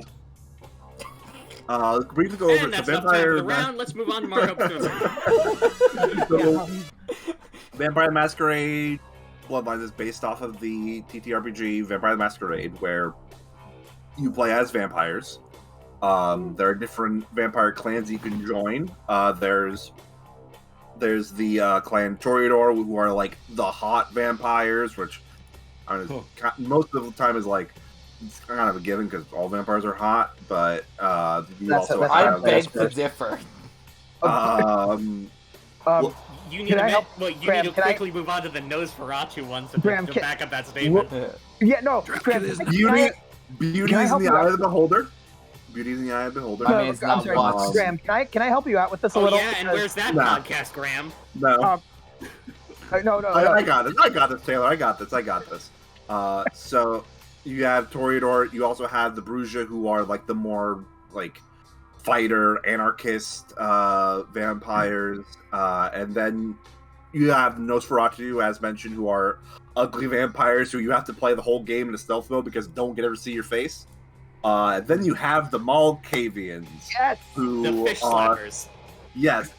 who again, early 2000s, maybe kind of like not great representation of like some would say mental illness, but you can kind of just ignore and just run with it because like they're just absurd and fun and maybe They don't play. spoil the whole game without you even realizing it. Wow. Yeah. As Like long they as it's speak in riddles. ignorable. Every dialogue choice is them speaking in riddles, and they just like actively foreshadow shit that happens. So you shouldn't even play as them first. Also, I really need to point this out, Graham. It's Bruja, not Bruja. It's a Spanish Oh. word. Brouhaha. You don't want to get in a Bruja. Oh, and then Graham, there's the race that can like use the Jedi mind trick, right? Tremere. Yeah. You can just Yeah. use the Yeah. Jedi mind trick to get through. Yes. And just every single race has completely unique dialogue, and I just think that's fantastic. Mm-hmm. So you play as someone who was and there's a very like strict set of rules that like guide the Masquerade. So like you can't just go around making other vampires. You play as someone who was sired without approval. So you're the person who sired you is killed, and you are almost killed. But then the lead vampire, who his last name I should add is LaCroix. Just like yeah. It's like I have a use for you, and you get involved in this like conspiracy, like a thing, and it's so like very good because you have all these different ways of going about things. You have little combat sections that don't take up too much time, and then the last bit of the game hits where it's almost all just combat missions. And if you didn't put like enough like combat stuff in your character, you almost can't win the game. The good news is leveling up any skill in this game is really easy because each skill has a capstone of 5. And like they give you a good amount of XP. You just kind of, if you know that you need to have it eventually, you can go like most of the game without having it and then just dump a couple of points into guns at the end. Because I do agree, if you don't have points in guns, you just kind of won't win because the combat is not the best part of the game. I do agree. That's fucked up. Like dude. the one time I played through the whole thing, I had to use console commands like at the end because like there was a glitch where one specific enemy hit me in a sewer level with like a slow debuff, and it never ever went away. I had to manually set my speed to the correct speed, and it was always just a little bit off. They hit you with the fuck you button. No, but like. I do want to say, because I do generally love stories where there's a big emphasis on cloak and dagger and clandestine meetings and all of these like different like factions, and all of a sudden towards the end of like that story, all of that gets torn away. You have to like fucking fight for your life, and I love like the idea of that. It's just the execution really is just kind of, and pay a prostitute to suck her blood. Yeah, what the many fuck? of them actually. Trying to think of like I have more, but I want to let Clanky talk about the game with Cactar in it. I love that game. Mario Hoops 3-on-3. I think after some thinking, really might be my favorite Mario sports game. I agree. And I think what's so interesting about that is it's so different compared to, I guess, like the other ones, because all the other ones are on console, right? But this one is on the DS, so it really does take advantage of like the stylus and everything, in the sense that it's basketball, so to dribble the ball, you tap on the screen. And of course, like, it does it automatically, like, when you're just running around and everything, but it takes advantage of the dribbling, because you can directly, like, target where your ball is, which is, you know, great for trying to have, like, when people try to steal your ball, you can, like, dodge it by dribbling the ball in a certain direction. And on top of that, you can also, there's, like, these panels on the floor, where if you dribble them, you can get coins or, like, an item. And those, the coins, when you score on a basket, it gives you more points. So you always have the incentive to try to get coins. And the items, obviously, are good because, like, think of, like, in the Mario Kart sense. The cool thing about this game, too, is that, like, much like other Mario sports games, each, like, map is unique. Yes. Like, you obviously have your standard, like, Mario Stadium, which is, like, a generic basketball course or whatever. But then you have ones like Luigi's Mansion, where ghosts come down from the ceiling and can, like, trap the ball if you throw it towards them, or, like, if you're trying to pass it to somebody. They can, like, catch it, and then you have to deal with that. Daisy Garden, instead of there being hoops, you have Petey Piranha as the hoops, and if you try to dunk on him, he kills you. Yeah, the horses are really good. There's also Marlboro Garden, no relation to the cigarettes, where there's a guy right below the hoop who sprays like acid on you, and if you hang around there for too long, you're screwed. There's also that is a Final Fantasy thing. Which has I'm getting there. There's also Junior Street with like the slot machine, and gambling is addicting, so that one's great. And yeah, going to the characters, not only is it a good selection of like Mario characters in general, but also you have the Final Fantasy characters, because this game was made by Square Enix for some reason. Playable Cactar. You have Cactar, you have Moogle, you have Black White Mage, and a Ninja. That's who he is. Cactar again. The Blev? It's just such a bizarre game, and it's so interesting how it works so well. One more thing I want to mention, and then I'll be done. The dribbling is also, like, comes into play because each character has, like, a special, and depending on how you dribble the ball, depends on, like, if you're able to, like, get the the special shot in there. And, like, you know, depending on the character you are, like, for Mario, you make, like, an M when you're dribbling. For Luigi, you make an L. For some characters, you make, like, a star. For Bowser, you make, like, a B. For Wario, you make a W, you know? It, like, all ties to, like, the For character Cactuar, you make acupuncture. I didn't remember that you had to do that until you literally pointed it out. That's just crazy. Yeah, I actually still don't remember. And it's what's crazy for me is that, like, despite all of this, because it's on the DS, it actually works really well. And the unfortunate thing is that, like, I fear that it would be impossible to replicate the fun of this game on any other platform because you need the touchscreen for this game. Yeah. And, like, it really goes a long way. It could work if you like button mashing. No, but I mean, like, in the sense that with the, I mean, oh God, don't say that name to me. It's much like, you know, with the dribbling mechanic, you can directly put where you want, like, the ball to go. Where I feel like the Magnavox Odyssey. Yeah. All right. That's pretty much it. I get you on the last one, but I'll talk about more of that when we get to my vote. All You right. slurred it right into my roll. Ugh. I'm having a time, baby. Woo! So, all right, we're all kind of there. Tomorrow never comes. Clanky, it is now your turn to go first. Well, I'm definitely voting for Mario Hoops 3-on-3.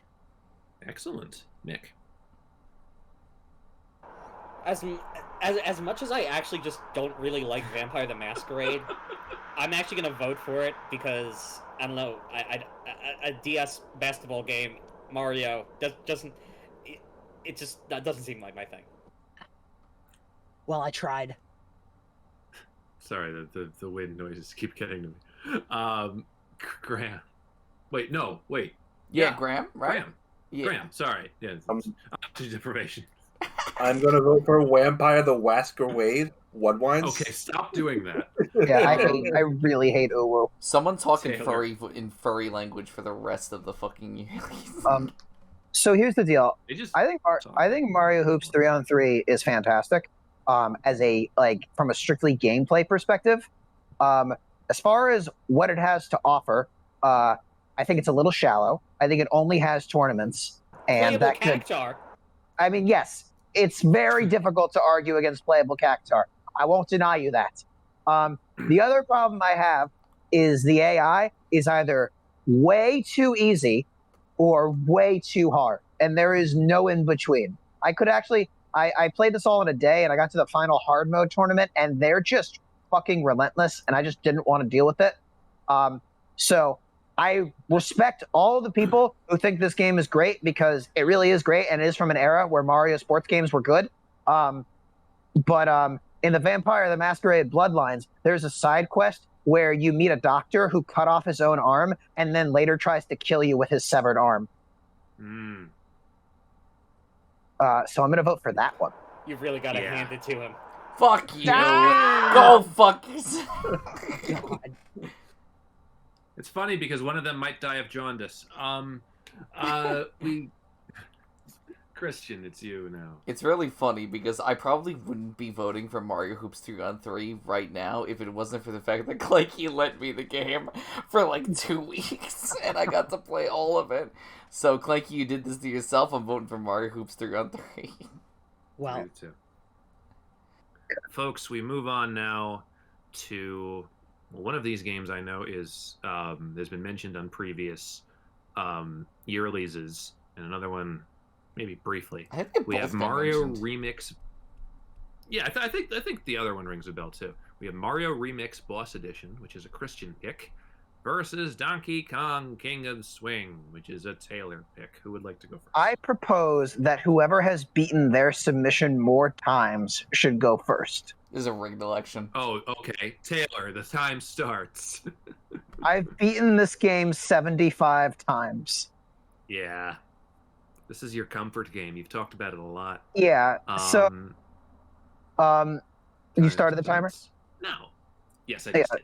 So when I was my last 2 years of high school weren't very fun, I would come home, I would take a 2-hour nap, and then I would open up my PC, put on Howard Stern, and just play DK King of Swing. Because DK King of Swing is not the best game on this bracket, but it is the easiest game to play on this bracket. This game uses 2 buttons, L and R. One uses your left hand and one uses your right hand. And you just swing on pegs. That's the game. You can swing on slippery pegs. You can throw rocks with your pegs. You can get in barrels and float to other pegs. It's all about the pegs. Okay? You can turn gun swings. You can turn cranks. Okay, so you guys know the beach level in Mario Galaxy where there's that one vine that you can swing on? Do you guys know what I'm talking about? Wait, hold on. Please Wait a minute. repeat that. Hang on. Taylor, What? I was gonna ask, is it like that one level in SpongeBob Lights Camera Pants? Yes, that's what I was thinking The of. apartment? Yes, the fucking Oh my downtown God. Bikini Bottom. Yes. Yes. Yes, I know what you're talking about. Where you swing Okay. around with the other person and you have to get all the pegs on the building. Yes. Okay. Maybe. Maybe. Yeah. I'm sorry. I mean- I just remembered you weren't the one who played the game, so I can't actually ask. If I that say yes, will you vote for it? No. So It depends on it depends on what Mario Remake But Boss so- Edition no, is, but 'cause I the- also don't know what that is. the point I'm trying to make here is that just like there's not a lot to say here. You swing on pegs, and swinging feels really good. The physics on this Game Boy Advance game, where you just float gently from one peg to the next, or you hold down both buttons to charge a boost attack to take down a bee, it's just this incredibly mindless feeling of just like parkouring your way to the top of a stage. It's not a long game. You can 100% it in an hour. It's not a hard game. You can heal yourself if you have 10 bananas. You can be invincible if you have 20 bananas. But it is a satisfying game. The level design is varied because of all the different pegs. The boss fights are very fun. Every level has a hidden medal, a crystal coconut. You can unlock little time attack challenges. There's a New Game Plus mode where you play as Diddy. And for some reason, Bubbles from Clue Land is here. And I don't know why. If you 100% the game, you can just play as Bubbles from Clue Land. Don't knock it till you tried it. That's my pitch for Donkey Kong King of Swing. Don't knock it till you tried it. That's what they said about picklebacks, and I regretted it almost instantly. Well, there are no pickles in Donkey Kong. You know what? Maybe it might get my vote. No. So. And you know what? Between you and me, I ate it on an emulator. Fuck yeah, piracy, baby! Let's go. It's fun with so- the arrow keys. So, Mario Remix Boss Edition. I've talked a little bit about Flash games in the history of the Yearlies. Mario Remix Boss Edition is my favorite Flash game of all time, and I realized that as I was putting together this list and I wanted to pick a Flash game for this list, I realized that Mario Remix Boss Edition was my favorite. So, imagine you are playing as Mario from Super Mario World. This Who's is that? Okay, I'm imagining it now. Okay, great. Keep that visual in your head. You are playing as Mario from Super Mario World, but you are fighting a Cuphead-style boss rush of bosses from several different video game franchises. Some of which are Nintendo franchises like Kirby and Metroid. Some of which Mike Tyson. No, unfortunately. Could you imagine? Some of which Sephiroth. are not Mario Jeff franchises. Bezos. Like Mega Man and Sonic. Ruby.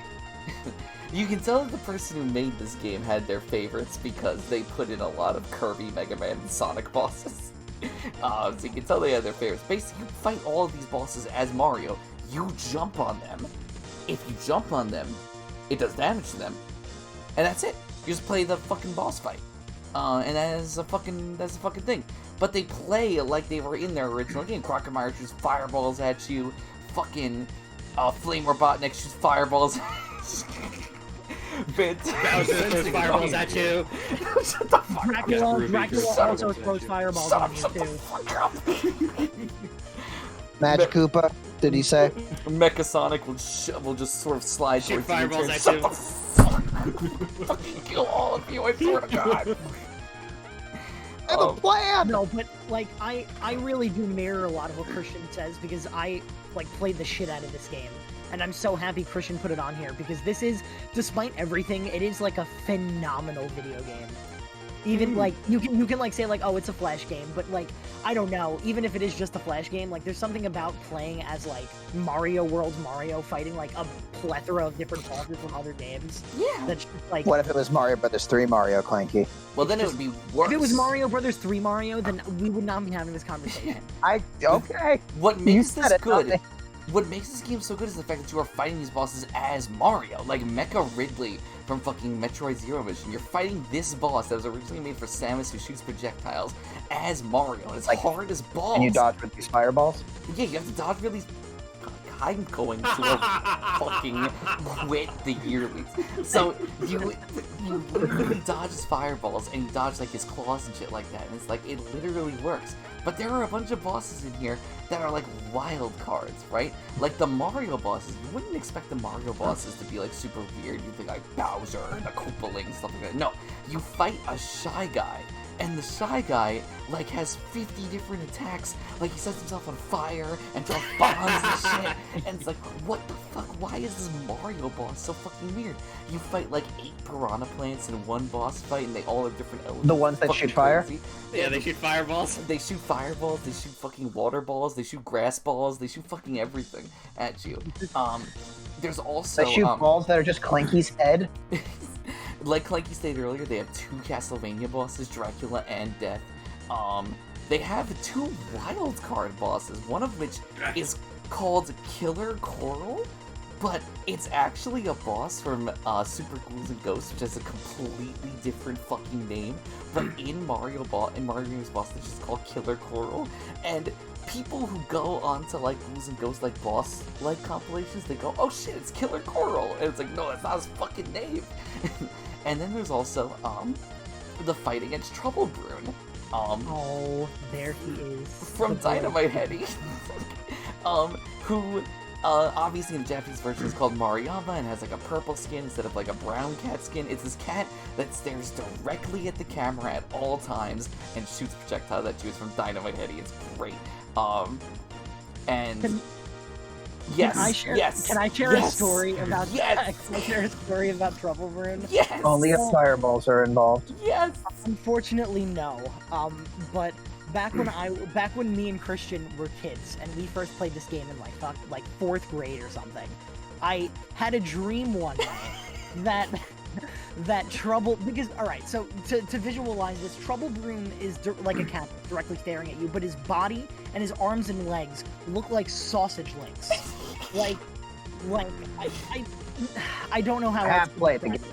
So when the dream was that me and Chris, I forget most of the details, but me and Chris were like hanging out and we saw what's his name's arm, Trouble Brune's arm, and Christian took a bite of it and said, "This sausage tastes like an arm." And that was like an inside joke from us for like 3 years. It's so funny, Clanky, because if you didn't bring up the story, I was also going to tell it, and that's the only part I remember too. Holy fuck. Why? Every single time you mention a character and I Google search them, one of the first things that comes up is a fucking Fur Affinity page. So true. No. But Because it's a cat.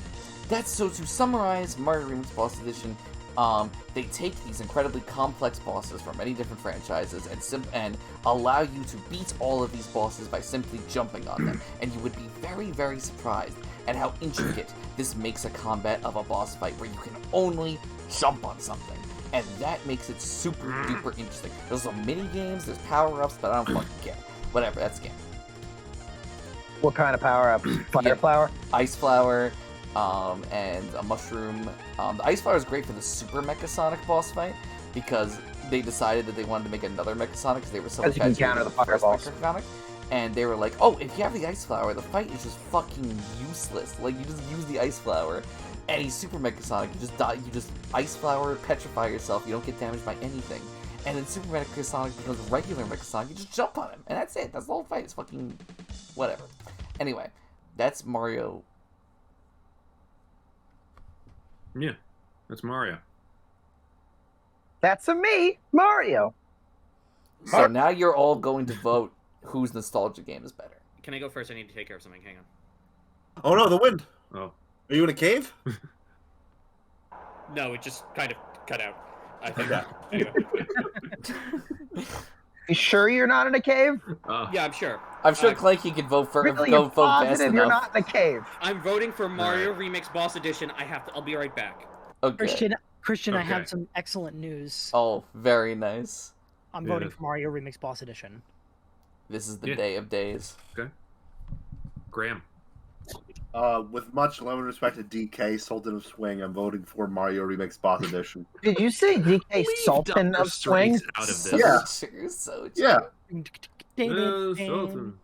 It's in many faces. Did you know that he can play Uh, the honky tonk like anything? Nice. Yeah. Did you know that? Oh, God, Okay, that's so Jay Leno. What the song sounds like. So true. Fuck you. Who are you emulating? It could be me or Clanky. Emulating. really bad. We can't bring up Those are really emulating bad, in a Clanky. Nintendo only Dang. round. Okay. I'm gonna DK King of Swing on down to losers bracket.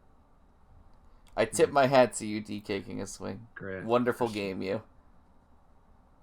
You never played me. Shut up. Just because I haven't played the game doesn't mean I can't say it's great. If it's never stopped me, it's never stopped me in my life. Nothing stops you. Not even Look at educational DK. television. Look at DK on its side. That's how it feels right now. Wow. Christian, I assume you're voting for Mario Remix Boss Edition. Exactly. Look, this is one of the most nostalgic games of my entire life. In fact, this was one of the only games that I ever did a full Let's Play of on my original channel. I beat the whole fucking game, and I will never let anyone see it. Clanky will be the only one who have ever seen it, and Clanky will share nothing. I won't. Oh, okay. And sometimes I realize just how difficult it can be to get a game you want to win when Clanky and Christian are like the same brain. Blame fucking computer fucking It's like me and labs Vinny in this- the Filmlies. And we've only done that once. Well, even the voting for the one that's coming up later is Yeah, no, I we're doing this in the left. But, Who had to I leave think we're Mick, all- right? Wing Chuck needed help fastening the tent. okay. Now remember, everybody Wang Chuk tonight. Diner Dash 2 Restaurant Rescue, which is a Clanky pick, versus my Wild. The greatest game of the era, the decade of the 2000s. Cartoon Summer Resort. Cartoon Network Summer Resort. No, I went on the site. It's called Cartoon Summer Resort. It was? Oh, fuck. We should change that right now. Yeah. Fuck it. Clanky, you want to go first? I'll allow it if you want. Are you sure? Clanky, trust me, there's only so much you can say about one of these. Fair enough. Yeah. And I say that having spent yesterday beating the whole thing. So, all right. Yeah.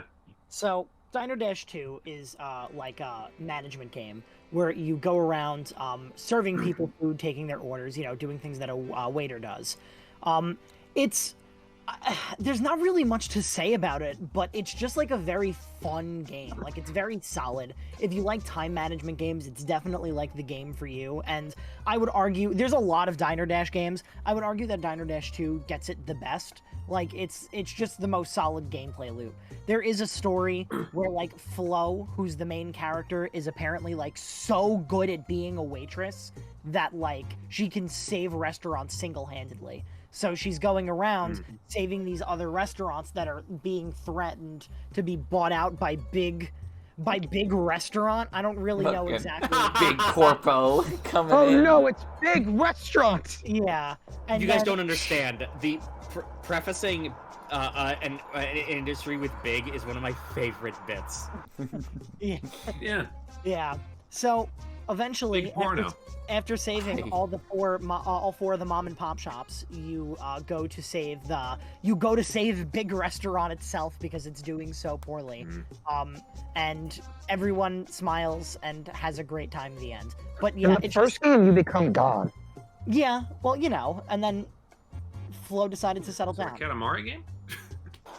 Not Weirdly, this is another game we're talking about this bracket that also has a game mode suspiciously similar to it in SpongeBob SquarePants Lights Camera Pants.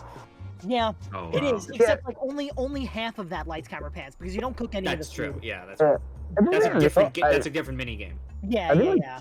I feel like Diner Dash kind of invented its own niche because like there are a lot of games now like Overcooked and like Plate Up that like I feel like stemmed from Diner Dash. Yeah. So I think it's more important than people give it credit for. That being said, this game's impossible and I could never beat it because the businesswomen NPC are evil. This game is hard as shit, and I don't think I've ever beaten it, but I've gotten to the final level, and the fact that I struggle to do that now, I think speaks a lot of my skill at this game when I was like 7. Now, Clanky, this is very important.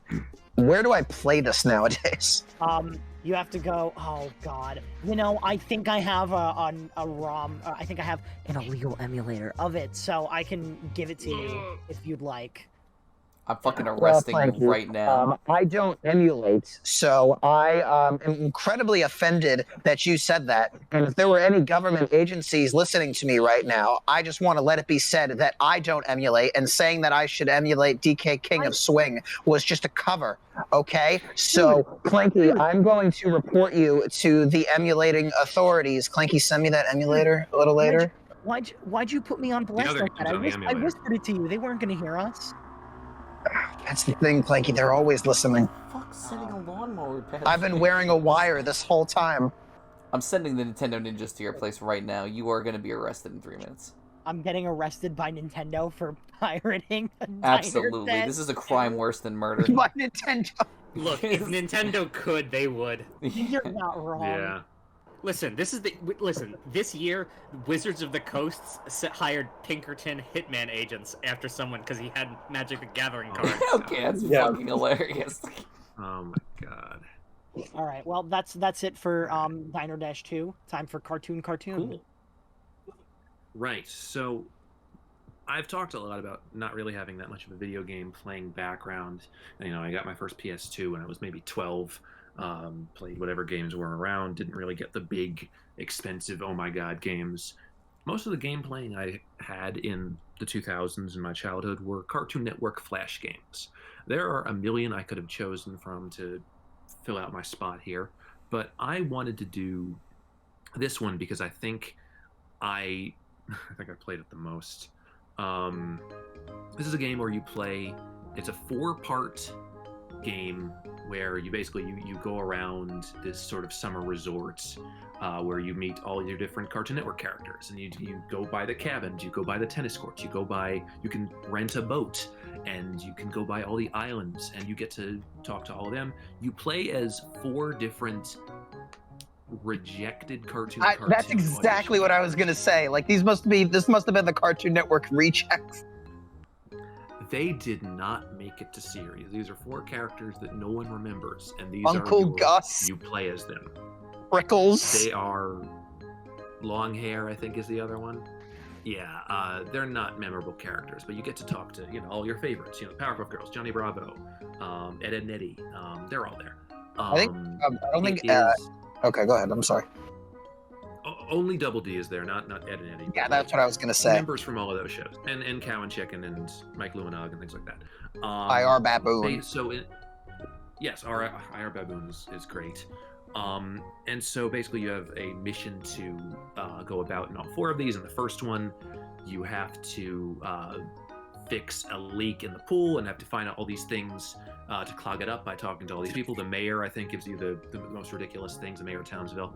The second one is you have to defeat Dexter's tennis robot that's gone haywire, and you have to figure out ways of combating that. The third one, you have to save Courage the Cowardly Dog from a volcano and also rescue all of these animals that are on the island and you do that by giving all of the different Cartoon Network characters their own pets. It's actually really fun. The fourth one is probably the weakest one, where you have to go to. You have to. It's Disco Party, and you have to match. You have to up ship all of the Cartoon Network with dance characters. partners.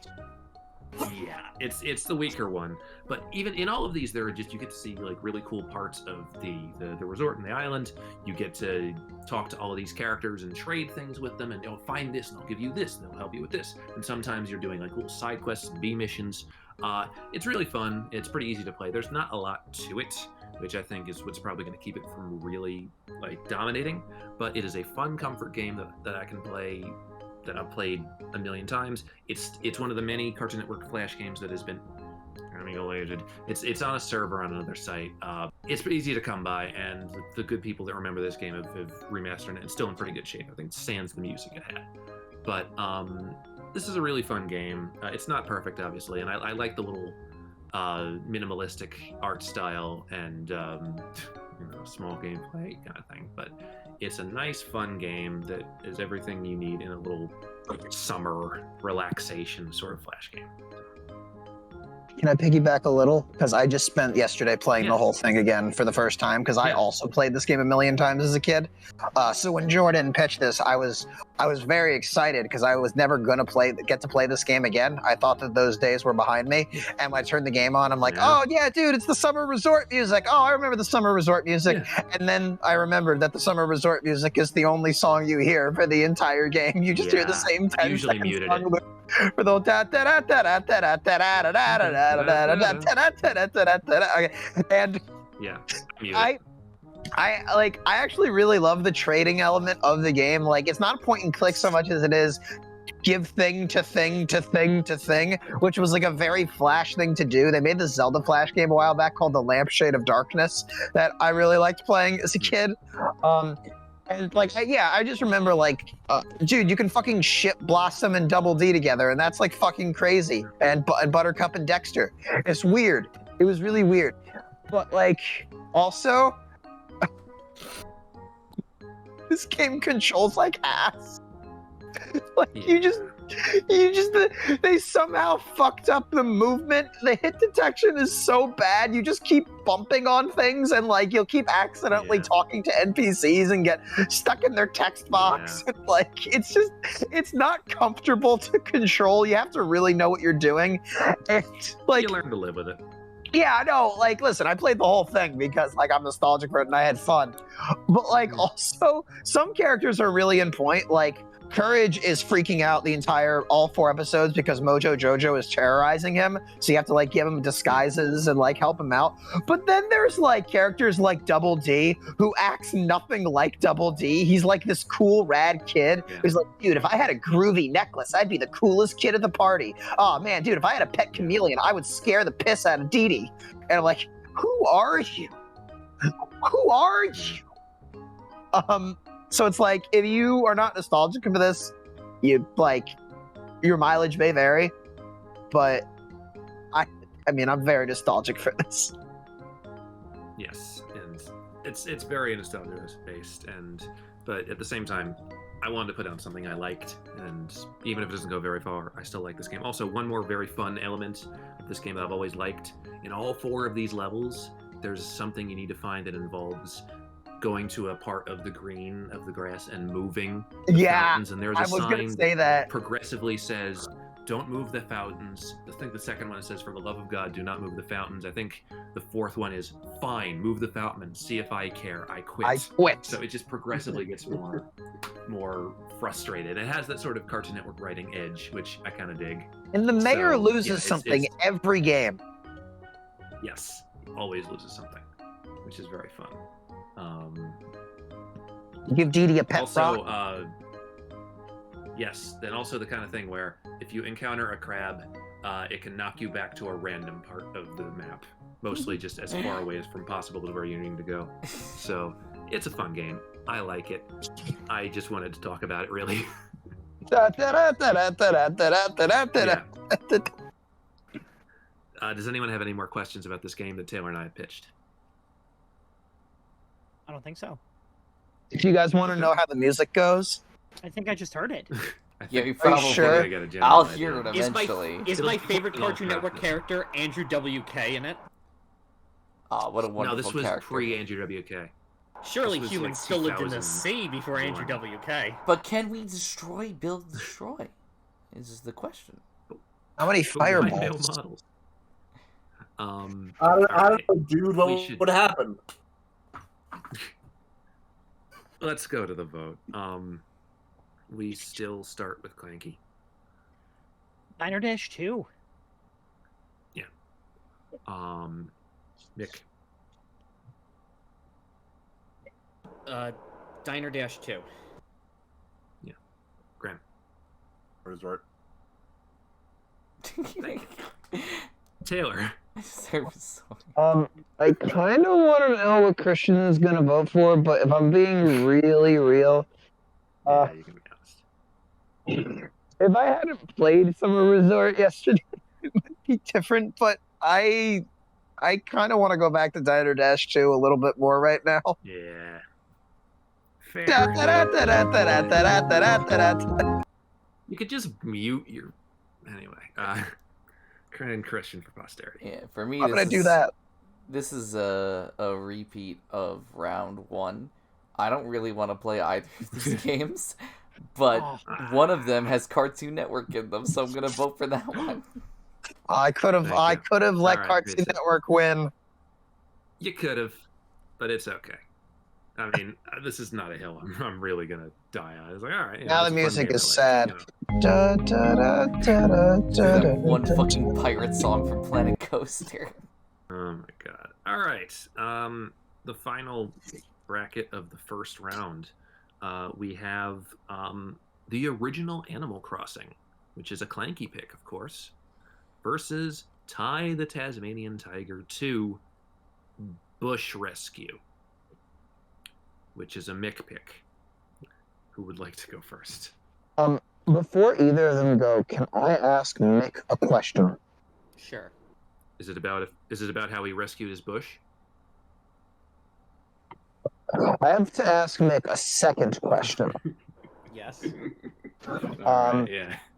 Okay, so I'd forgotten that I knew that you played this game, and when I saw this game, I was very conflicted, right? Because I honorably will mention Ty the Tasmanian Tiger 1 as that fun Australian collectathon game, and I've never played any of the other ones. I am to understand that Ty 2 plays nothing like Ty 1. Would I enjoy Ty 2? I don't know. I haven't played Taiwan. Great. It's Then, a lovely country, though. So, Ty the Tasmanian Tiger 2 Bush Rescue is the sequel to Ty the Tasmanian Tiger. Surprise, surprise. As Taylor indicated, the first one was a collectathon. That's not exactly how I would necessarily describe Ty 2. So the thing about Ty 2, right, is I never actually owned this game. I borrowed it from a friend. But I played the entire thing. And it is an open world game. Oh, Like a Jesus. super non-linear open world game. And it is not at all, like, it does not look in the slightest like the kind of game that would be. The game is ludicrously big. Or, like, it felt that way when I was a kid. Like, it felt like, hang on, this road keeps going? And there is not a, it often doesn't feel like there's a lot of, you know, it feels very non-linear. Like there are missions, but there are so many mini games and side things to do that it really doesn't feel like that. To describe the game a little bit more clearly, like more accurately, what is the game about? So it was, you know, it's Australia. Yeah, so it's like a mask. You know, it was kind of Emus. this is in that sort of, you know, the mascot sort of character era of games, or really it was kind of at the tail end of that. The game concerns a Tasmanian tiger named Ty, who talks with a over-the-top Australian accent and fights with boomerangs. You know, culturally sensitive. Yeah, no. Oh, no. This game is like this. This game is about as accurate to Australia as the Simpsons Australia episode, where it's like, we need to talk to the Prime Minister, and it's like a guy in an inner tube in the middle of the wilderness. Good day. Yeah. It was an emergency call from. Yeah. So, picking up with the previous game left off, Ty is facing off against his nemesis, a cassowary named Boss Cass. Of course, cassowaries feed on humans for sport. Well, here's the thing. The premise of the game is that there is So Boss Cass wants to. How should I put this? Boss Nass? No, Boss Cat. Yeah.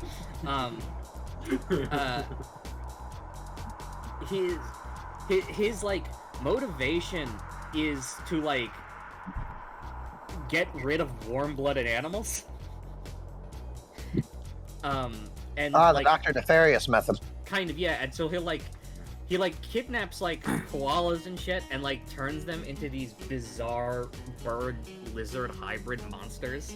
Look, that's the thing. It's kind of a wild game, and it has very much that sort of early mascot platformer kind of vibe to it, where they just kind of do things and no one really cares. It's like, what's this enemy? Let's make it a cyborg ankylosaurus. Sure, why not? But yeah, this Sure. I think one of the game's best things is that like it has so many different sort of gameplay elements to it. Like there's you can go karting. You know, there are like you get all these different boomerangs that allow you to like do things like you can freeze water to walk across it.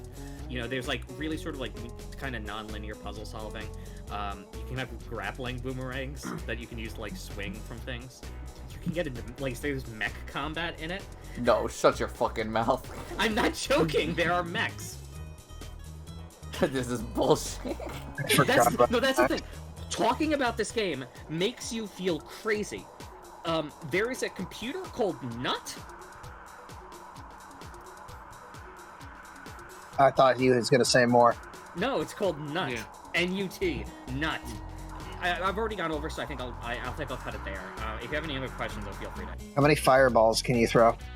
There are fire boomerangs and lava boomerangs. Oh. Well, those are not He shaped should like have been a balls. boss. He should have been a boss in Mario Remix Boss Edition. So Yeah, can you fight true. Boss Cass in Wario Remix Boss Edition? Because Boss Cass was the was the main villain of the first game too. You know what? I have a question, Mick. I actually do have a question, Mick. This is something I know of the first game. Is there like a Shadow the Hedgehog's tie named Yeah. Sly? So, yeah. What? Wait. Sly Say the that again. raccoon? Yeah. No. So yeah. So there is his. Yeah. So Ty has an evil. Has like an not an evil. Like he's kind of an anti-hero brother named Sly.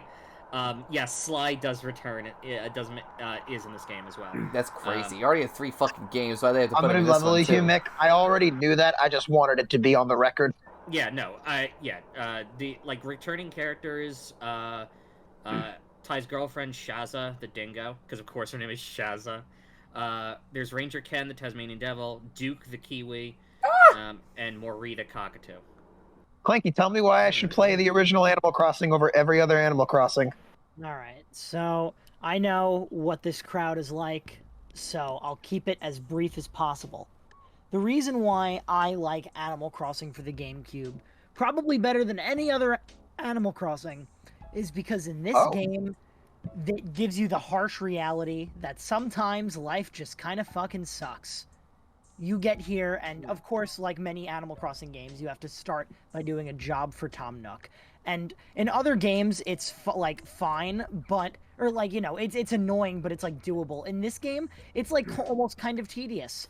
And your villager friends that you have around, in other games, if you hit them with your net too much, they'll be like, oh, please stop that. It's making me sad. And then they won't want to talk to you again. In this game, if you hit them with the net too much, they'll be like, if you don't stop doing that, I'm gonna grow trees around your house so you'll never be able to leave.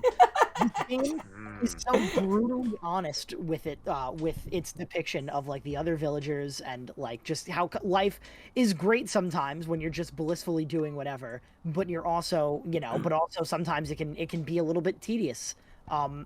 Yeah, here's the thing, right? Is it's so hard to sell the GameCube Animal Crossing because this game is definitely the most annoying to play.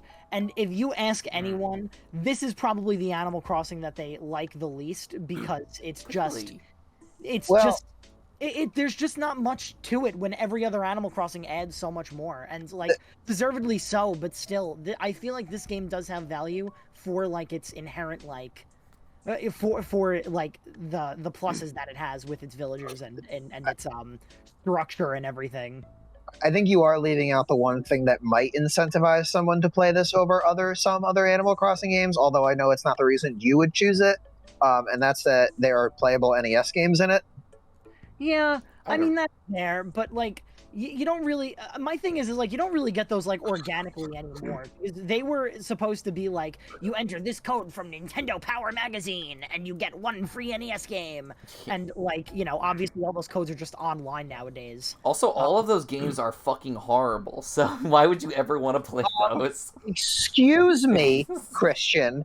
Excuse me. Excuse me. I'm looking up the NES games so that I know if any of them are good. Yeah, Excuse me, Christian. Good. Are you about to defend? I am going to defend Balloon Fight until the day I die. Yeah, play for 5 minutes, then come back to me. What's it like? Balloon Fight is fun, and the rest are here too. So anyway, I won't keep us much longer with Animal Crossing because, again, I know the crowd. I will say, Clanky, you mentioned something in an earlier Yearlies that really made me really want to play this Animal Crossing. You mentioned something that could happen where a villager will come up to you and just say, "I painted your house red." No, it's not even just like that. They'll be like, "Oh, hey, I thought your roof looked kind of ugly with that blue roof, so I just decided to paint it yellow." And then you go back and your house is yellow, and there's nothing you can do about it. Imagine. Hopefully get another upgrade, pay off your loan, and when Tom Nook asks you what color you want your roof, you can do it then. Imagine if someone did that in real life, You'd sue them. What a country. I painted your house red. No need to teach me. It's just what I do. Yeah, this game is just really cozy, and I really like it for what it is, and it's definitely my favorite Animal Crossing. Oh, fuck. Anyway, I am ready to vote. Okay. You okay there, Chris? I'm alive. Paint your house red. I pissed on the roof. We're going to steal the roof. Clanky. I didn't do my first. Animal Crossing. Yeah. Mick. Tie 2. Graham. Animal Crossing. Taylor. I feel like every new Animal Crossing game makes the previous entry kind of irrelevant. This is the first one of what are 5 other games. So even if this was New Leaf, I'd still probably vote for tie 2. And ironically, we have a tie. Christian. Yeah. I'm picking up what you're... Yeah. I think back to how I always say that I'm not a huge Animal Crossing guy, and I think back to New Leaf, and I'm like, yeah, I mean, I had a good time with New Leaf, but I didn't have a fucking amazing time with it. But for some reason, when I look at Animal Crossing 2001, I feel like it's gonna be my favorite Animal Crossing, and that probably means I'm gonna like it more than tie 2. So I'm gonna vote for Animal Crossing. Wow. Holy shit. I can't believe Ty lost to. I can't believe Christian voted for a series that he just admitted he doesn't like. Yeah, I mean, can I be real? From an outsider perspective, Clanky's pitch was, this game's not very good. Well, Mick, let me contextualize you a little bit. I don't give a fucking shit about Ty. Okay, that helps. Yeah, so that should help the votes a little bit. Nothing I said convinced you. Got it. All right. Yeah. Yeah. Hang on, guys. It was Mick, like me with mine. Mick, just don't matter in the yearlies. When are you going to learn this? Yeah, I think Fair I think Hey. Thai sounds cool, but Animal Crossing I've played in a more Hang on, understandable guys. context. Guys, hang on. Yeah. Shh. I hear something. Oh my god. Yeah. It's the Yeti! Holy shit! Mick? Oh no. The Yeti got him, guys. I think we have to go to the Himalayas ourselves and save Mick. All right, someone got a door. No. Okay. Where are the Himalayas? I think, like, They're just a couple outside minutes Burbank, away. I think. Graham, I heard Yeti noises coming from your end. Do you think that's where Okay. they're at? Oh, guys, he's back. You alright? You alright? Sorry, I know it's probably only been like a minute or so for you guys, but it's been a few weeks for me. Yeti time dilation. It literally altered time. Guys, I'm in a different time zone, obviously. Yeah. The Yeti ate Wang Chuk. Luckily, I was found by some Buddhist Aw. monks, and they've been nursing me back to health. And they have internet? Oh. Of course.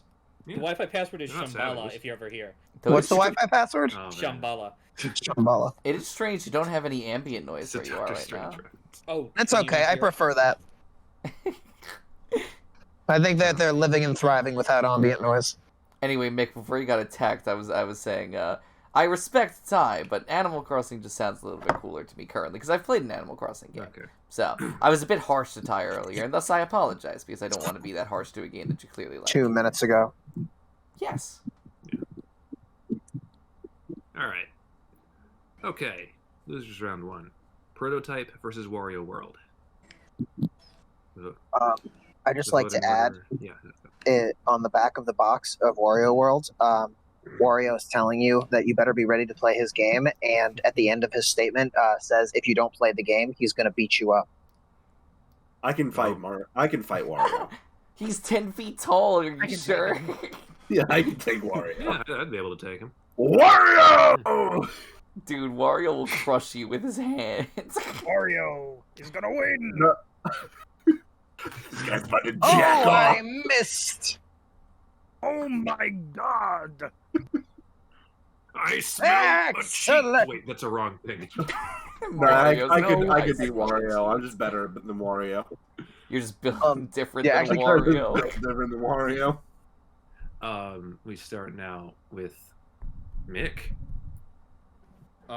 Wait, what are we doing again? Oh, yeah, that's right. Prototype versus Wario World. I'm voting for Prototype. Graham. Prototype. Okay, Jeff Goldblum. Taylor.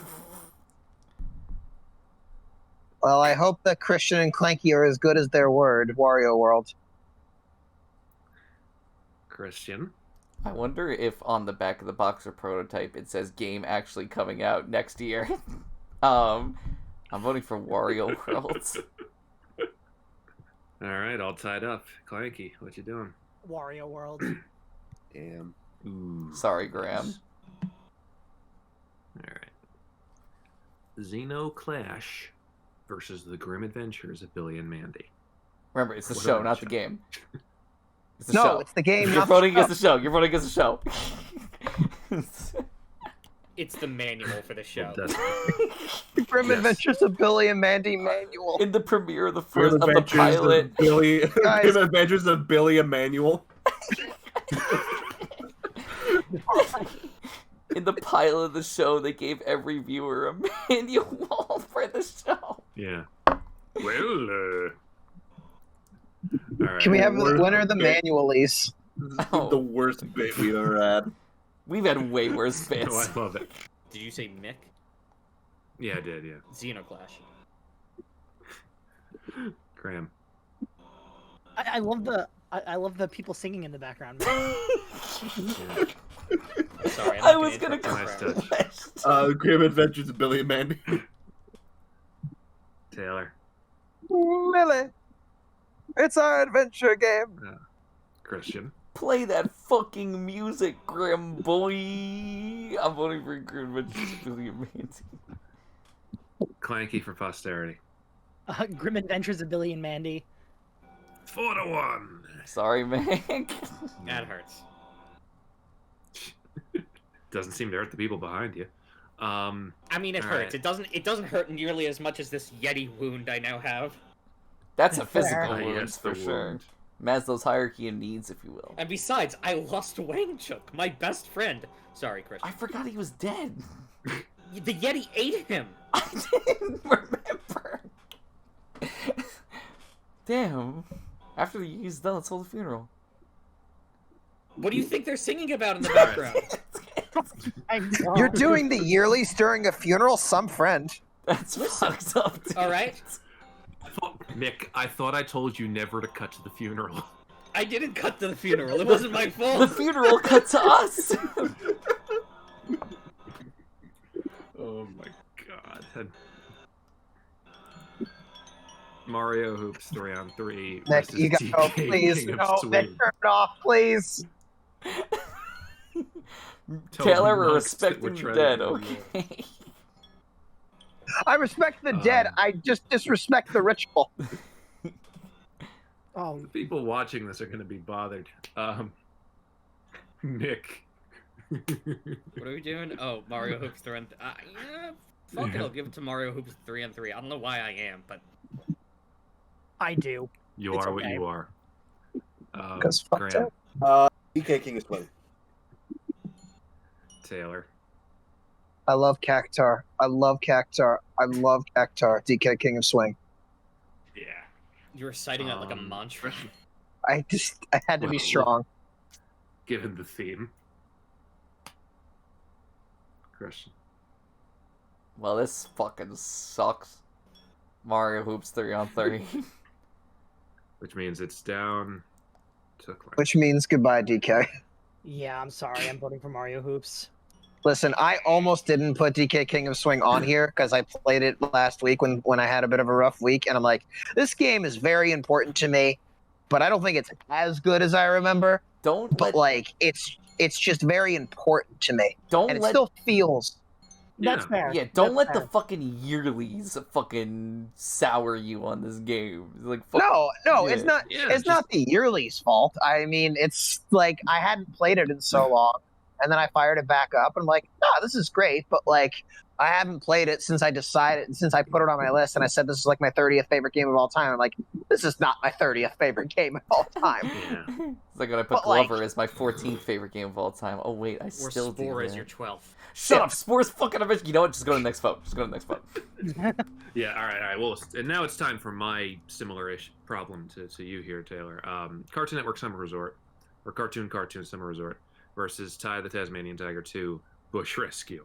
Well, we had a good run. We didn't, but we sort of did. Don't say that. Don't say that. Every Don't time anyone says that. No, trust me, Mick. I'll say, if anyone's still on the fence, I'll say this: Ty the Tasmanian Tiger 2 Bush Rescue has more than one song. Ty the That's Tasmanian Damn, Tiger 2 that's. Bush Rescue. I gotta Wow. be real with you. That's powerful There right goes there. the last of the votes. is the bar that low? Thanks, That's Nick. rough. All right. I assume you're voting for Ty too. Yeah. Graham. Work. Thank you. Taylor. Well, I'm gonna wait and see what happens here.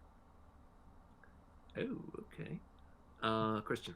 I have to say for a second time. Earlier, I was very, very mean to Tide 2, because I wanted really bad to justify my vote for Animal Crossing. So maybe now can be the rebuke where I say I actually do care about Ty the Tasmanian Tiger 2, Okay. so I'm voting for it. I'm sorry I was mean to it. No, it's fine. Okay. Clanky, Clanky. buddy, there's a didgeridoo cover of Flight of the Valkyries. Oh, Shit, fuck, dude. dude. Oh. That I'm not gonna Well. lie. I think that convinced me to vote for it. If there was one person who you could convince with that phrase. Be thankful the Yeti let you survive. Yeah. There's an animal rescue portion of that helicopter. If the They Yeti play killed you, You redo. don't need to keep selling it. Oh yeah, that's right. if the Yeti killed you, all of your games would have been removed from the. Oh, thanks. That's how you remember me. You don't just let them win everything. Coins and Scott Pilgrim.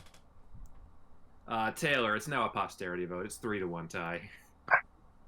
I mean, I guess I'm supposed to then give it to Cartoon Network Summer Resort, but You I don't have to. but like I've been Don't thinking about it, and then, like if I listen to that track one more time, I'm gonna have an aneurysm. So I'm giving it to Ty too.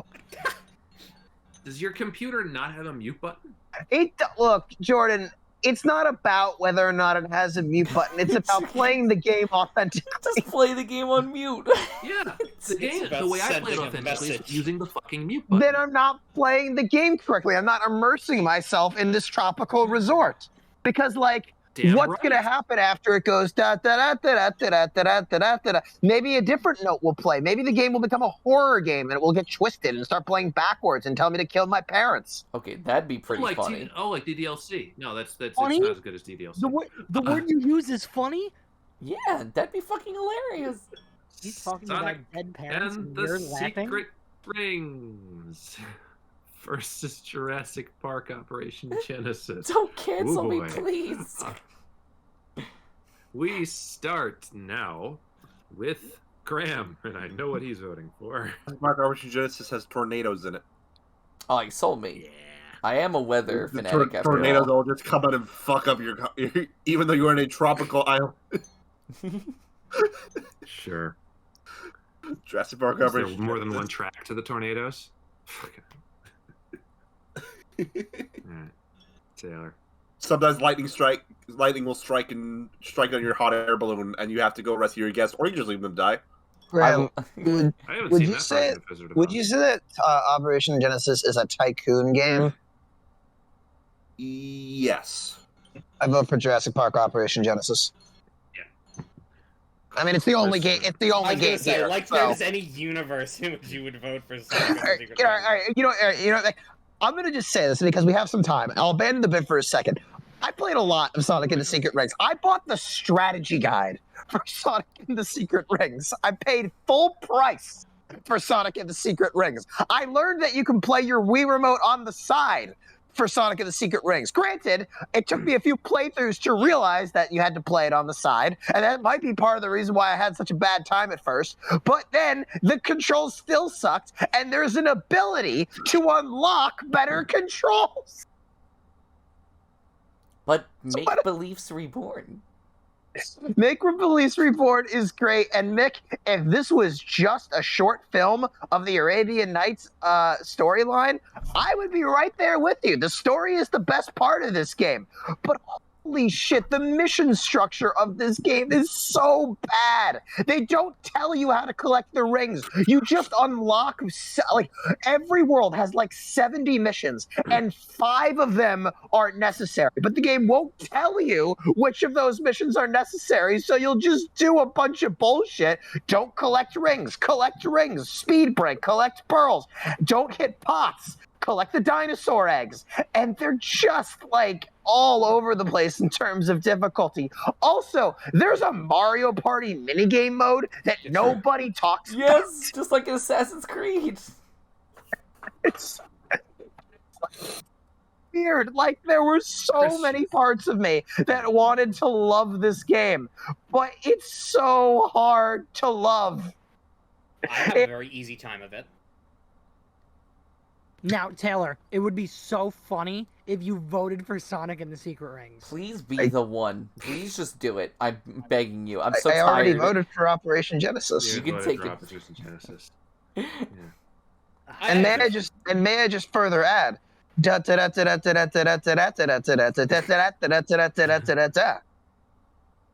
should also say, like, Good point. the game's got some pretty, like, there's quite a lot of variation in the levels, in this game. Like as Taylor alluded to, there is a dinosaur level, which I have, like, there's no context to explain why there's a dinosaur level. They just did. So true. Just put a dinosaur level. All right, but there's one level where it's all like pirates, and the entire level is like, it's like a water level where everything's raining and you have to like run through pirate ships and stuff. Another one is like it's an entire like ruined city on the back of the rock. There's a few different sort of city kind of levels where it's like you're like running through like palaces and stuff. But they all feel different. And it's very colorful as well. Oh yeah, there's the level where you fight Robot Jin. You're right, Nick. There's a lot of stuff in Sonic and the Secret Rings. I won't take away your stuff, but none of the stuff feels good. Yes, it does. Look, it's a very non-standard playstyle, okay? But look, I'm kind of there with you on the menus, okay? But there are great games with shit level select. You've been dissing the menus the entire time. I haven't said a thing about the menus. I mean, it's a level select. It's not the level select, it's the level structure. It's how the game handles feeding you. It doesn't matter, man. It doesn't matter. The actual game is fun. You know what? Taylor's rant inspired me. I'm voting for Sonic and the Secret Rings. You know what, Christian? That's just a big insult to me. I gotta be real with you. Okay. I have to backpedal a little bit. As much as I would love right now to vote for Sonic and the Secret Rings because I want to fucking, like, boost up this game after it's been knocked down so much, I do think I would like Jurassic Park Operation Genesis more, even though I think Sonic and the Secret Rings has a lot of redeeming values to it. I want to be that one guy who goes through with it, but I'm too cowardly. So Jurassic Park Operation Genesis. You came close there. Yeah, I literally, my soul wants Sonic, but my brain says Jurassic Park. Yeah, I get it. Clanky. Jurassic Park. Mick. Sonic and the Secret Rings. I'm surprised that anyone voted for it though. Like because this is the thing. Like no one likes it was this a 4-1. game. I'm the only person who likes this game. Like, the truth is, people probably like it more than Black Knight. No, not at all. Not at all. Black Knight I think when Black Knight first came out, people were actually... I think hating on Sonic and the Secret Rings is actually a newer phase of Sonic. I think when it first came out, people gave it a fair shake. Quite possibly, but this is just the thing. People despise this game. Black Knight does have the better Crush 40 song, I will say that.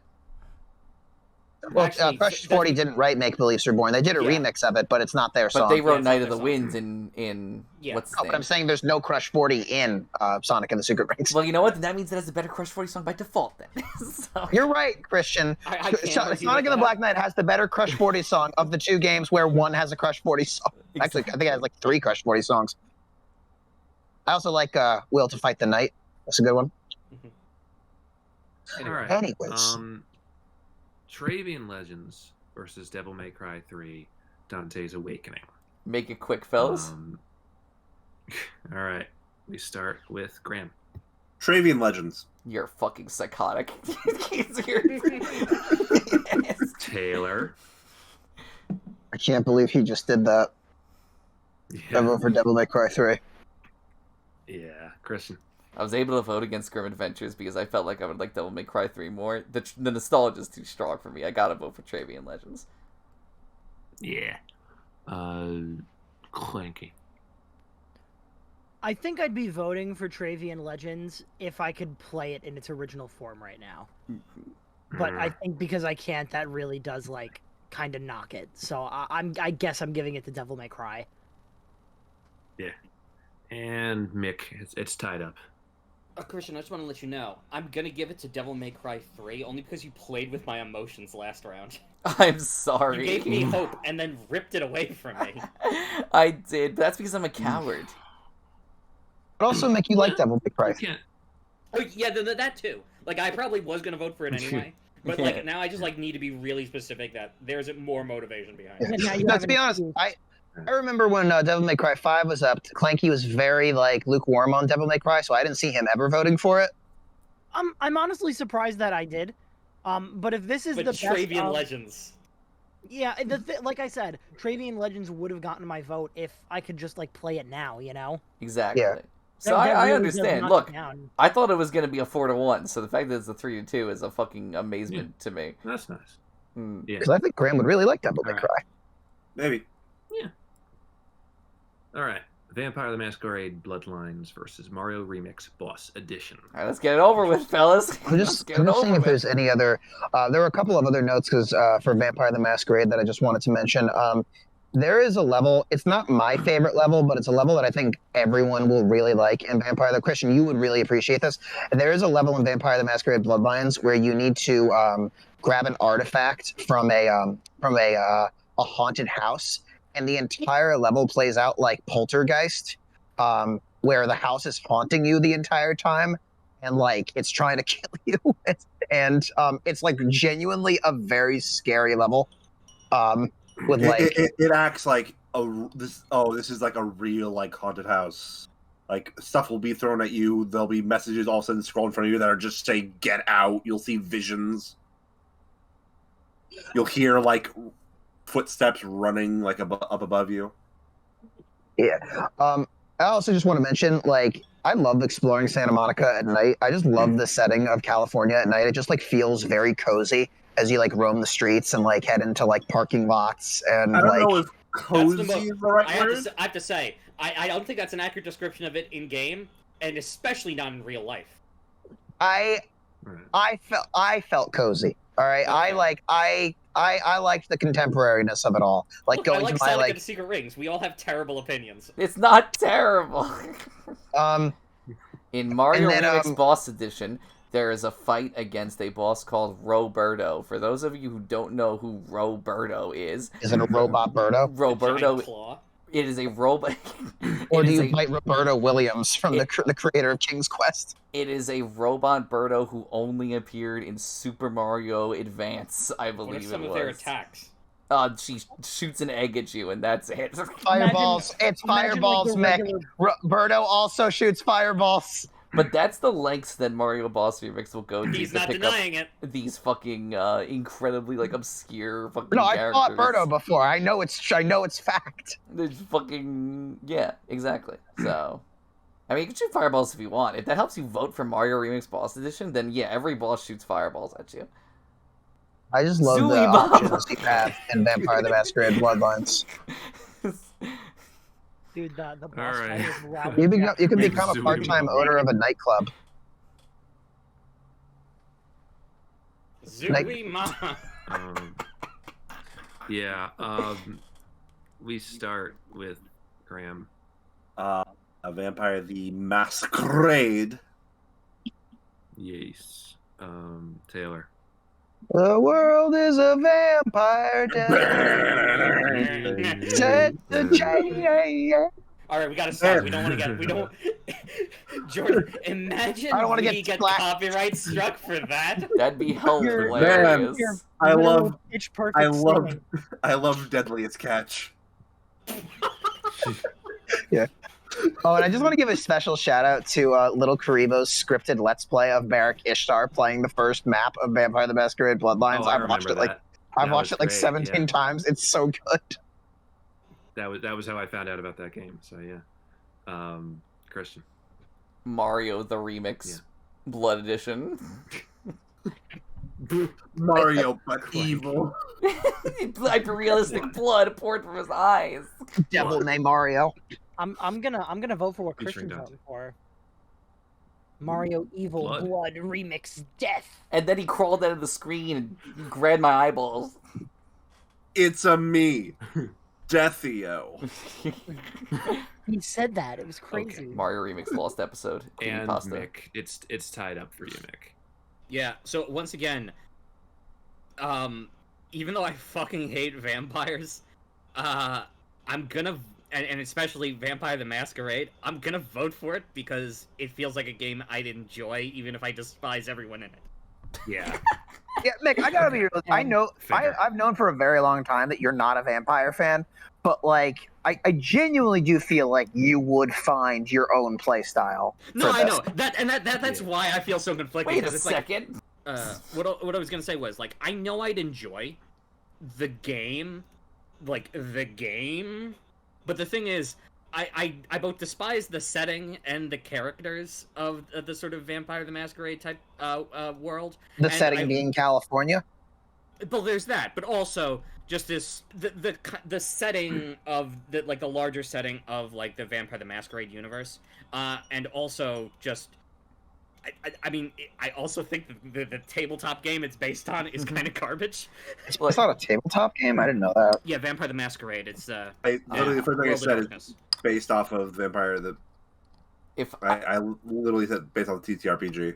if I can say one thing, I don't know. You did say it, Graham. You did say it, and in my mind, I'm like, those are just letters. They don't mean anything. If I could I say mean, he's not wrong. They are letters. If I could say one thing, I've known Mick since 2019. There's one thing I know for a fact: Mick does not hate vampires. #1 Dracula fan in his fucking room right No, now. Okay, that is true. No, that's not what I meant. I know specifically he means this franchise. Yeah, well, and I should let me preface this because I would be comfortable saying I hate vampires more broadly, but what I mean is that sort of like the modern sort of, the sort of like the modern urban, cool goth vampire sort of chic, that kind of, we're an oppressed minority type, we live in the shadows and hunt in the light, that sort of. I don't know. You're more of I a know it's Assassin's Daybreaker Creed, I than a actually call it, but Twilight. You know what I mean. Yeah. I guess. Yes, the famous vampire game Assassin's Creed. Diner Dash 2 Restaurant Rescue versus Animal Crossing, the original. Starting with Graham. Animal Crossing. Fucking subtle funeral noises. I can't deal with this right now. We're dining, we're dashing, we're all around and prancing. It's Diner Dash 2 Restaurant Rescue. Join the fun. That was Have pretty you good. seen the new one that just dropped on? No, I never really watched this show. I just wanted to do it to the tune of Tiny Toons for absolutely no specific reason. The new one's actually not bad. Like, I like it a lot. Hey, the new Looney Tunes was fantastic. So I love those too. Yeah. new Beavis and Butthead was fantastic. Completely unrelated. It's really good. Yeah. Hey, Christian. I'm going to be giving my vote to Animal Crossing. Clanky.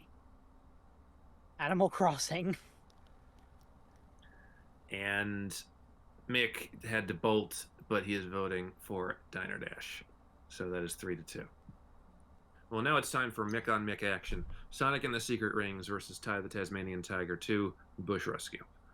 Secret Rings versus Bush Rescue. Arabian Nights versus Australia. Yeah, so exotic. We start now with Taylor. I vote for Australia. Christian. You know what? Fuck it.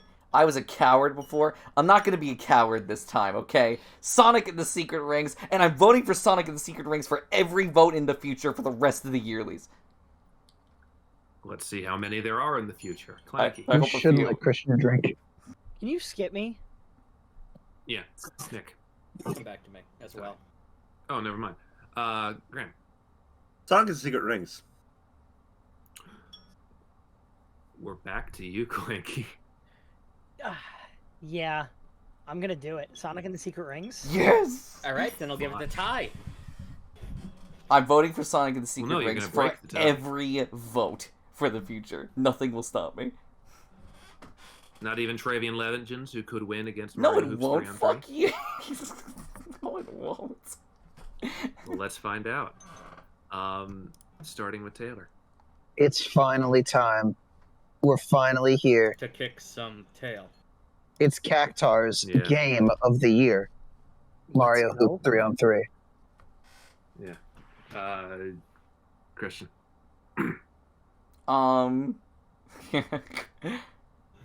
It's actually surprisingly close, but again, nostalgia's gonna give it to Travian Legends. Yeah. Clanky. Mario Hoops 3-on-3. Nick. What's the score right now? 2-1. 2-1 Mario Hoops. Travian Legends. It's all tied up, and we're down to Graham. Travian Legends. You're all crazy. 3-2. What's It wrong was with you finally people? time. It was finally here. Look at Now this. Cactar is going to go home and drink some beer because he's sad. Christian got cursed because now he has to vote against Travian Legend. Let's see. Does Christian keep his word? I am a man of my word. Guess we're Place gonna your find bets out in the several comments. rounds. A man of my Yeah. word. Place your bets in the comments. And the monkey's Tonight. paw curled. Fucking hilarious. All right. Mario Remix Boss Edition versus The Grim Adventures of Billy and Mandy. Starting with Taylor. Christian, how hard is Mario Remix Boss Edition? How long does it take to like finish? I was able to beat it in 8 parts of a Let's Play series, 20 minutes each. Where could I watch this Let's Play series? Nowhere. It's gone forever. And the game is not that hard because I was able to beat it. That means you can beat it.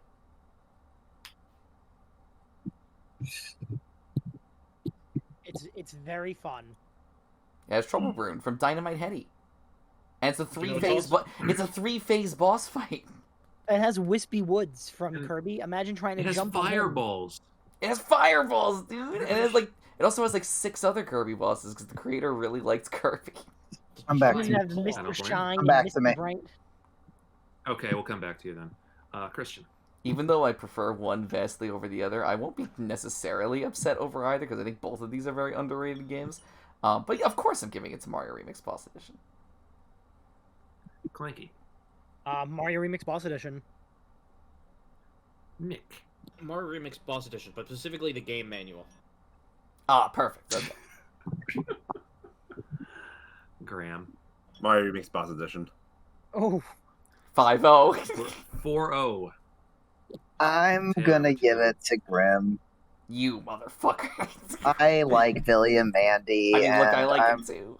I kind of feel like I'll like it more than a Flash game, and I'm not saying that devalues Flash games. I would happily do a Flashlies, but like, What do you like better, Billy and Yeah, Mandy or this one has more than Mario? one music track. what do I like better, the GameCube or the Flash? The Flash Not got the some perks. Flash. The Flash is a terrible movie. Yeah, let me So try that true. again. I was gonna say which one, but then I realized it doesn't matter. It doesn't fucking matter. Yeah, it doesn't. Yeah. No. Okay. Diner Dash 2 Restaurant Rescue versus Wario World. Starting with Taylor. I know what he's voting for. Wario World manual sweep. Yeah. Christian. I will have nightmares about Wario World for the rest of my life. As such, I have to vote for it. Clanky. Diner Dash 2. Restaurant Rescue. And not Electric Boogaloo. Mick. Clanky, what's the manual for this game like? It's a Flash Or game. Diner There is Dash no 2? manual. Flash games gonna have manuals. Don't be so close-minded. Well, no, Diner Dash 2 came in like a CD. Actually, you know what? You're right. There was a PC So, game version there of this. there was a manual for this, but But like I it's not can't as good really as tell Wario you what's World's on it manual. except I will- probably the I will instructions. die on that hill. Well, here's the thing. If there's no manual, if there is a manual, but you don't know what's on it, that gives me freedom to imagine whatever I want. Diner Dash. Mick, don't do this to me. I was gonna vote for Diner Dash Tied 2, up but for- regardless, I was trying to make a joke out of it. Give me a break. Alright. Tied up for Graham. Diner Dash 2. Oof. It's okay. It's okay It's only the Yearlies. because I don't care. Whoever loses all the games in the Yearlies explodes. It's true. Yeah. Fine. They're Listen, replaced by a almost body. all of my picks are dead. All right. They're replaced by a Wow. body double for the next Yearlies. It's like a Squid will it Game be all of situation. them? I think I probably died so many fucking times if that's the case. Yeah. Probably. Well, yeah. He's been so Great. damaged that he's been taking up other hobbies to like rehabilitate himself, and that's why every year he's like, guys, check out what wacky thing I've come up with. He's Pour coping. one out for time, the Tasmanian tiger. It's no longer party time. Ow. No. Travian Legends versus Sonic and the Secret Rings. All right, time to pay the piper, Christian. Sonic and the This is Secret actually Rings. Let's turn. go. Yeah. Clanky. Now, like, Clanky, this is a dark road. I signed a contract. You don't also have to sign it. but I think I need to stand true to my word Solidarity. that I would rather play a game that I hate and have fun riffing on it than not be able to play a game and just imagine what it was like. So I'm voting for Sonic and the Secret Rings. We're gonna have another round of this, huh? Sweet Whittlings! Oh, fuck! You've done Oxygen that way too, deprivation man. combined with Yeti wound this time. Oh man. Graham Travian Legends. and Taylor. What's the score? 3-1. 3 people voted for Sonic and the Secret Rings. Yeah. Sweet Whittlings! Yeah. Fuck it, let's go nuts. Sonic and the Secret Rings. Oh, no, dude. God. Bring get- it You know to- what? What Clanky said earlier, you can't even play Travian Legends anymore. So, like, who fucking cares? Fuck you! Oh my god. Oh my word. That was fucking great. It was a bit, Mick. I love this game. Oh my god. Okay. Diner Dash 2 Restaurant Boogaloo versus Mario Remix Boss Edition. We start with Christian. It would be the funniest thing in the world if Mario Remix Boss Edition somehow makes it to Losers Round 5 and Sonic and the Secret Rings somehow makes it to Losers Round 5. And I have to vote against it. I'm voting for Mario Remix Boss Edition. Clanky. Well, this unfortunately is where I have to say goodbye to Mario Remix because I'm voting for Diner Dash. Mick. Come back to me. Graham. Diner Dash. Fuck. Taylor. I can't believe I voted for Sonic and the Secret Rings. I can't believe 4 people voted for Sonic and the Secret Rings. Bless Yeah, you. Diner Dash 2. Let's keep the fun train I can't moving. believe Wang Chuk is dead. I hope I'm, can't I believe hope it's not I'm funny. pronouncing that name correctly. You've been like really minimalizing his funeral, dude. Tibetans in the comments, correct me. I'm sorry. What Tibetans watch? Man, Diner Dash 2. I don't know. man, that Yeti Uh. is the best investment I ever made. Is that, that's everybody, right? No, Taylor, you Mick just has to voted go on down that? this road with me. Wait, I'm sorry. What? What road? He doesn't have a horse in this race. He didn't vote, so he has Was to there go down someone this I road needed to with come me. back to that Mick! Yeah, I said Mick is the come one! back to me. Yeah. Sorry, what's the vote? What's the Diner score? Dash 1. Diner Dash Bless already you. won. Diner Fuck Dash- it, Mario Remix. Diner Let's Dash go. three. Yeah, let's go, Mick. We go down this road. I'll be at the funeral. Don't worry, I'm on my way. I'm on the plane right now. Cool. All right. Jurassic Park Operation Genesis versus Devil May Cry 3 Dante's Awakening. Still starting with Christian. So, I think I am interested in both of these games equally. So I came up with something that helped me decide my vote. From what I have been told from a recent source, Devil May Cry 3 is really, really hard, even on normal difficulty. I don't want to play a hard game right now. Boss fights, though. I'm voting for You Jurassic love Park those boss Operation fights, Genesis. though. I'm voting for Jurassic Park Operation Genesis. Gotcha. We go now to Clanky. I'm voting for Jurassic Park. Mick. If Jurassic Park Operation Genesis is so good, why is there no Jurassic Park Operation Exodus? I was gonna say. In all seriousness, I'm voting for Jurassic Park Operation Genesis. It's one only you can get away with. Graham. Well. Jurassic Park OG. Oh shit, dude. And This might win. Taylor. It's the ones where I'm the only one voting for it that sting the most. I know how you feel. Devil May Cry 3. All right.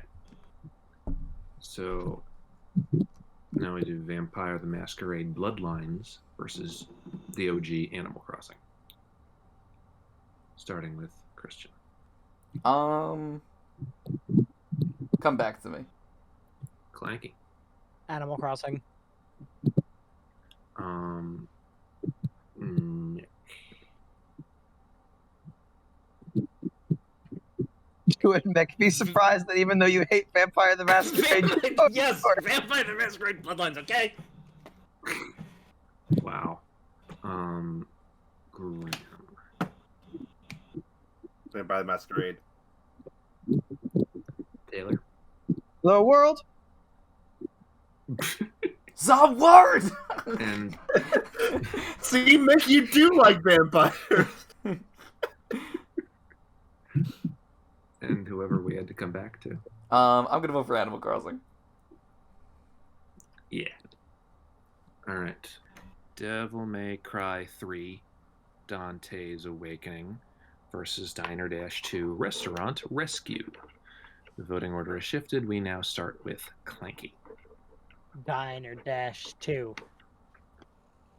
Yeah. Mick. Come back to me. Really? Graham. Devil May Cry. Taylor. Devil May. Cry? I forgot how the rest of it goes. Cry 3 did Dante's Awakening. Are you sure? Yeah, I'm pretty sure.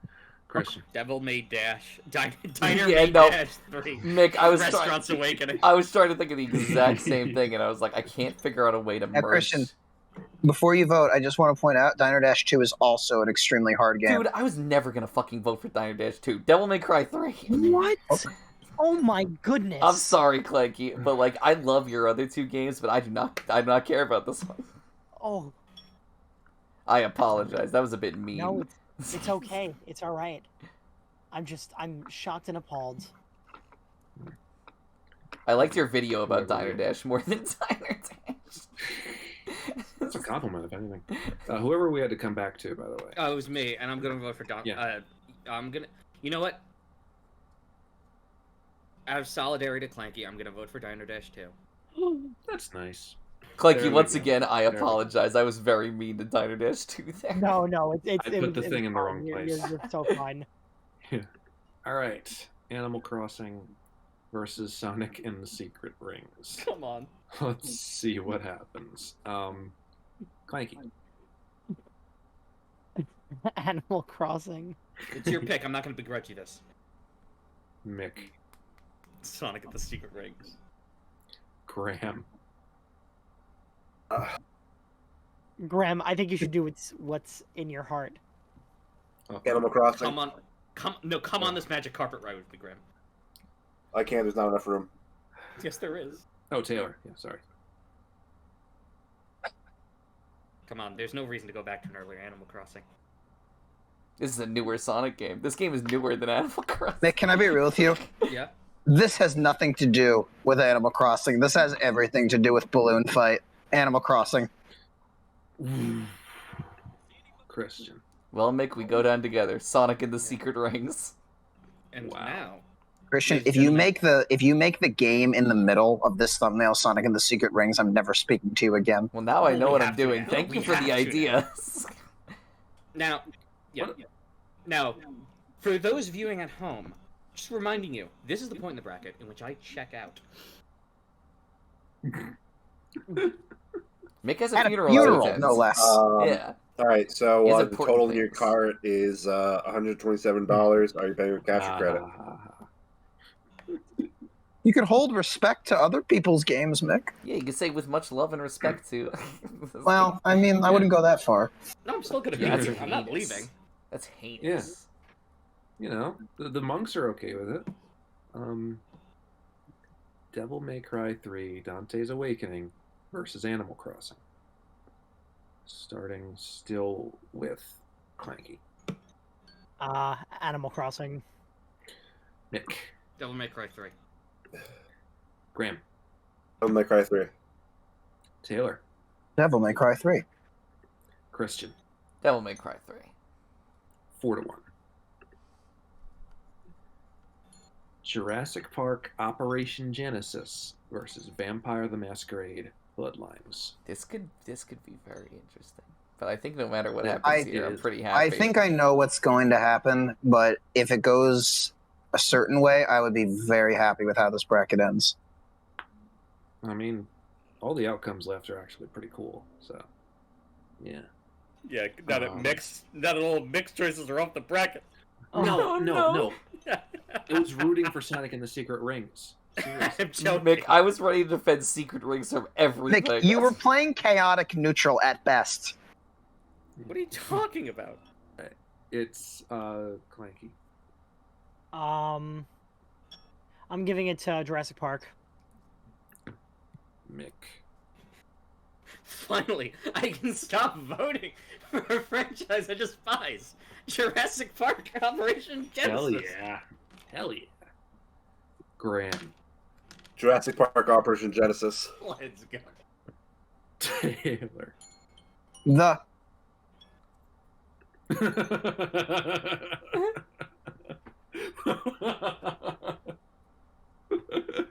Christian. You know, Graham, it's very interesting. The honorable mentions bracket seem to be your lucky days. Because I'm voting for Jurassic Park Operation Genesis. Wow. This is the thing. Graham, the king of the Graham's- rejects. Because Graham forgot about this game, it's like this is like Graham's rather than Graham's favorite Yeah, game this isn't being fair. mercilessly destroyed in an actual bracket. It is cruising along. Yeah, it won already. No matter what goes up Street against Fighter it, ones. it's won. I would like to point out that Graham is going to be the only person here whose favorite game is actually going to win a bracket. Yeah, also fucking. Holy shit. Let's go! You have no idea! It's I've been Graham's, holding it in so long! We're so close! it's Graham's Smurf account. It's Graham's fucking Smurf account. Oh my god. I should have voted for Until Dawn over Titanfall 2. At least then we Alright. could have talked about Wendigos. But that's why I didn't vote He for it. did. It was Scottish people. Vampire the Masquerade Bloodlines versus Devil May Cry 3. Dante's Listen. Awakening. Holy shit. It's been a while since my number one made it this far, so I'll take the win. Top 3 is nothing to be ashamed of, but if I could get into top 2 and get it into that second place big round we're planning on doing, that would be nice. But I would be happy talking about either of these because both of these games are pretty fantastic. Yeah. All right. The voting order has shifted. It has gone. We go to Mick. This feels good. Devil May Cry 3, Dante's Awakening. Yeah. Grim. Vampire the Masquerade Bloodlines. Really, Graham? You're gonna vote for 80% of the game? Yeah? I played 80% of a game. Taylor. No, you know what it was? It's just in the back of my mind, I was like waiting for the mic to drop and like, well, this is the time where I remind you all that the sewer level exists. And I don't even hate the sewer level as much as Graham does. I don't even know what you're talking about. It's as Graham said, the last act of this game is just incredibly combat focused with no alternatives to escape. Like the first half of the game, first 2/3 of the game, there are so many dialogue trees and ways to go about it. You can intimidate hospital guards, you can give your blood and get a ghoul, and I said before, it could be a nightclub owner, all this crazy stuff. But then sewer, the demics. No, but the difference, Mick, is everybody hates the sewer level. Okay. Like, I don't think there are any staunch sewer defenders. Okay. I don't think anyone would be like, oh, dude, the sewer is the part I look forward to the most when I play Vampire the Masquerade Bloodlines. And, like, I get it, man. It's like the combat's not that fun. I don't think the combat's that fun in these kinds of games in general. Talking your way out, in my opinion, is way more fun. Melee combat, like, I think Melee combat feels good. Yeah, it feels good. It just can't really, unless you spec, I don't know. But the combat in Devil May Cry 3 is fun the whole time. It's fun for the whole family. And boy, howdy, do I sure love it. I genuinely thought it was going to win the bracket. And if Graham didn't sacrifice Operation Genesis and put it in 2003 where it belonged, it sure might have. But I don't care. It's okay. I'm not angry. This is a new Taylor. This is a Taylor who doesn't get angry that his picks lose. I'm very calm. I'm very collected. Yeah, I like mixed bets. Devil May Cry 3. Be like me. All my games lost in round 3. I voted against my own pick for Sonic and the Secret Ring. That sounds like a you problem. We Listen, did some wild things. The monkey's paw curl. Yeah. Yep. Listen, I also voted for Sonic and the Secret Rings. This bracket is non-canon. Dante's Awakening. And Bracket's Clanky. taking place in the Berenstein universe. I'm voting for Vampire: The Masquerade. Okay, 3-2. Dante's Awakening. And so now, Jurassic Park Operation Genesis versus Devil May Cry 3 Dante's Awakening. A matchup we've seen before, but who knows how it'll go this time. Me, I know. Yeah, so do I. Mick. Jurassic Park Operation Deuteronomy. I'm gonna fucking scream. Oh my god. Graham. Jurassic Park, Operation Genesis. Taylor. Game isn't even in the running anymore. I don't fucking care. The song is stuck in my head, and it's your fault. I'm Devil May sorry. Cry 3. That feels like 1,000 years ago now. Oh. I'm sorry. So did I. You have to remember, To be it's been fair. 3 weeks for me after my Yeah. Yeti attack. The procession yeah. ended years ago. Can I just ask real quick, which one of these games has more fireballs? Maybe Jurassic Park That's depends. my thing. That's my thing. Is when it's the last round, I call back the last joke because I'm a walking stereotype. I can't come up with new things. Taylor's an input-output machine. You're doing it again, Taylor. Having Good. fun, Jordan. Christian. Shut up, Taylor. Your jokes are funny. They are. You're I right. would usually give a Wonderful, spiel at the end. Oh of- wait. Actually, Christian, before your spiel, I have another voicemail from Graham. We're not going to Oh, be able to I hear don't even know how I got another voicemail from Graham because he's been here talking to us the whole time. it. We're not going to be able to hear it, though. That's what makes it funny. Oh, you know Well, what? Yeah, You're you right. bastard. I'm so excited for this voicemail. Hang on, I'm trying to listen. Zooey It's 7 seconds of silence. I think maybe he tried to say hello.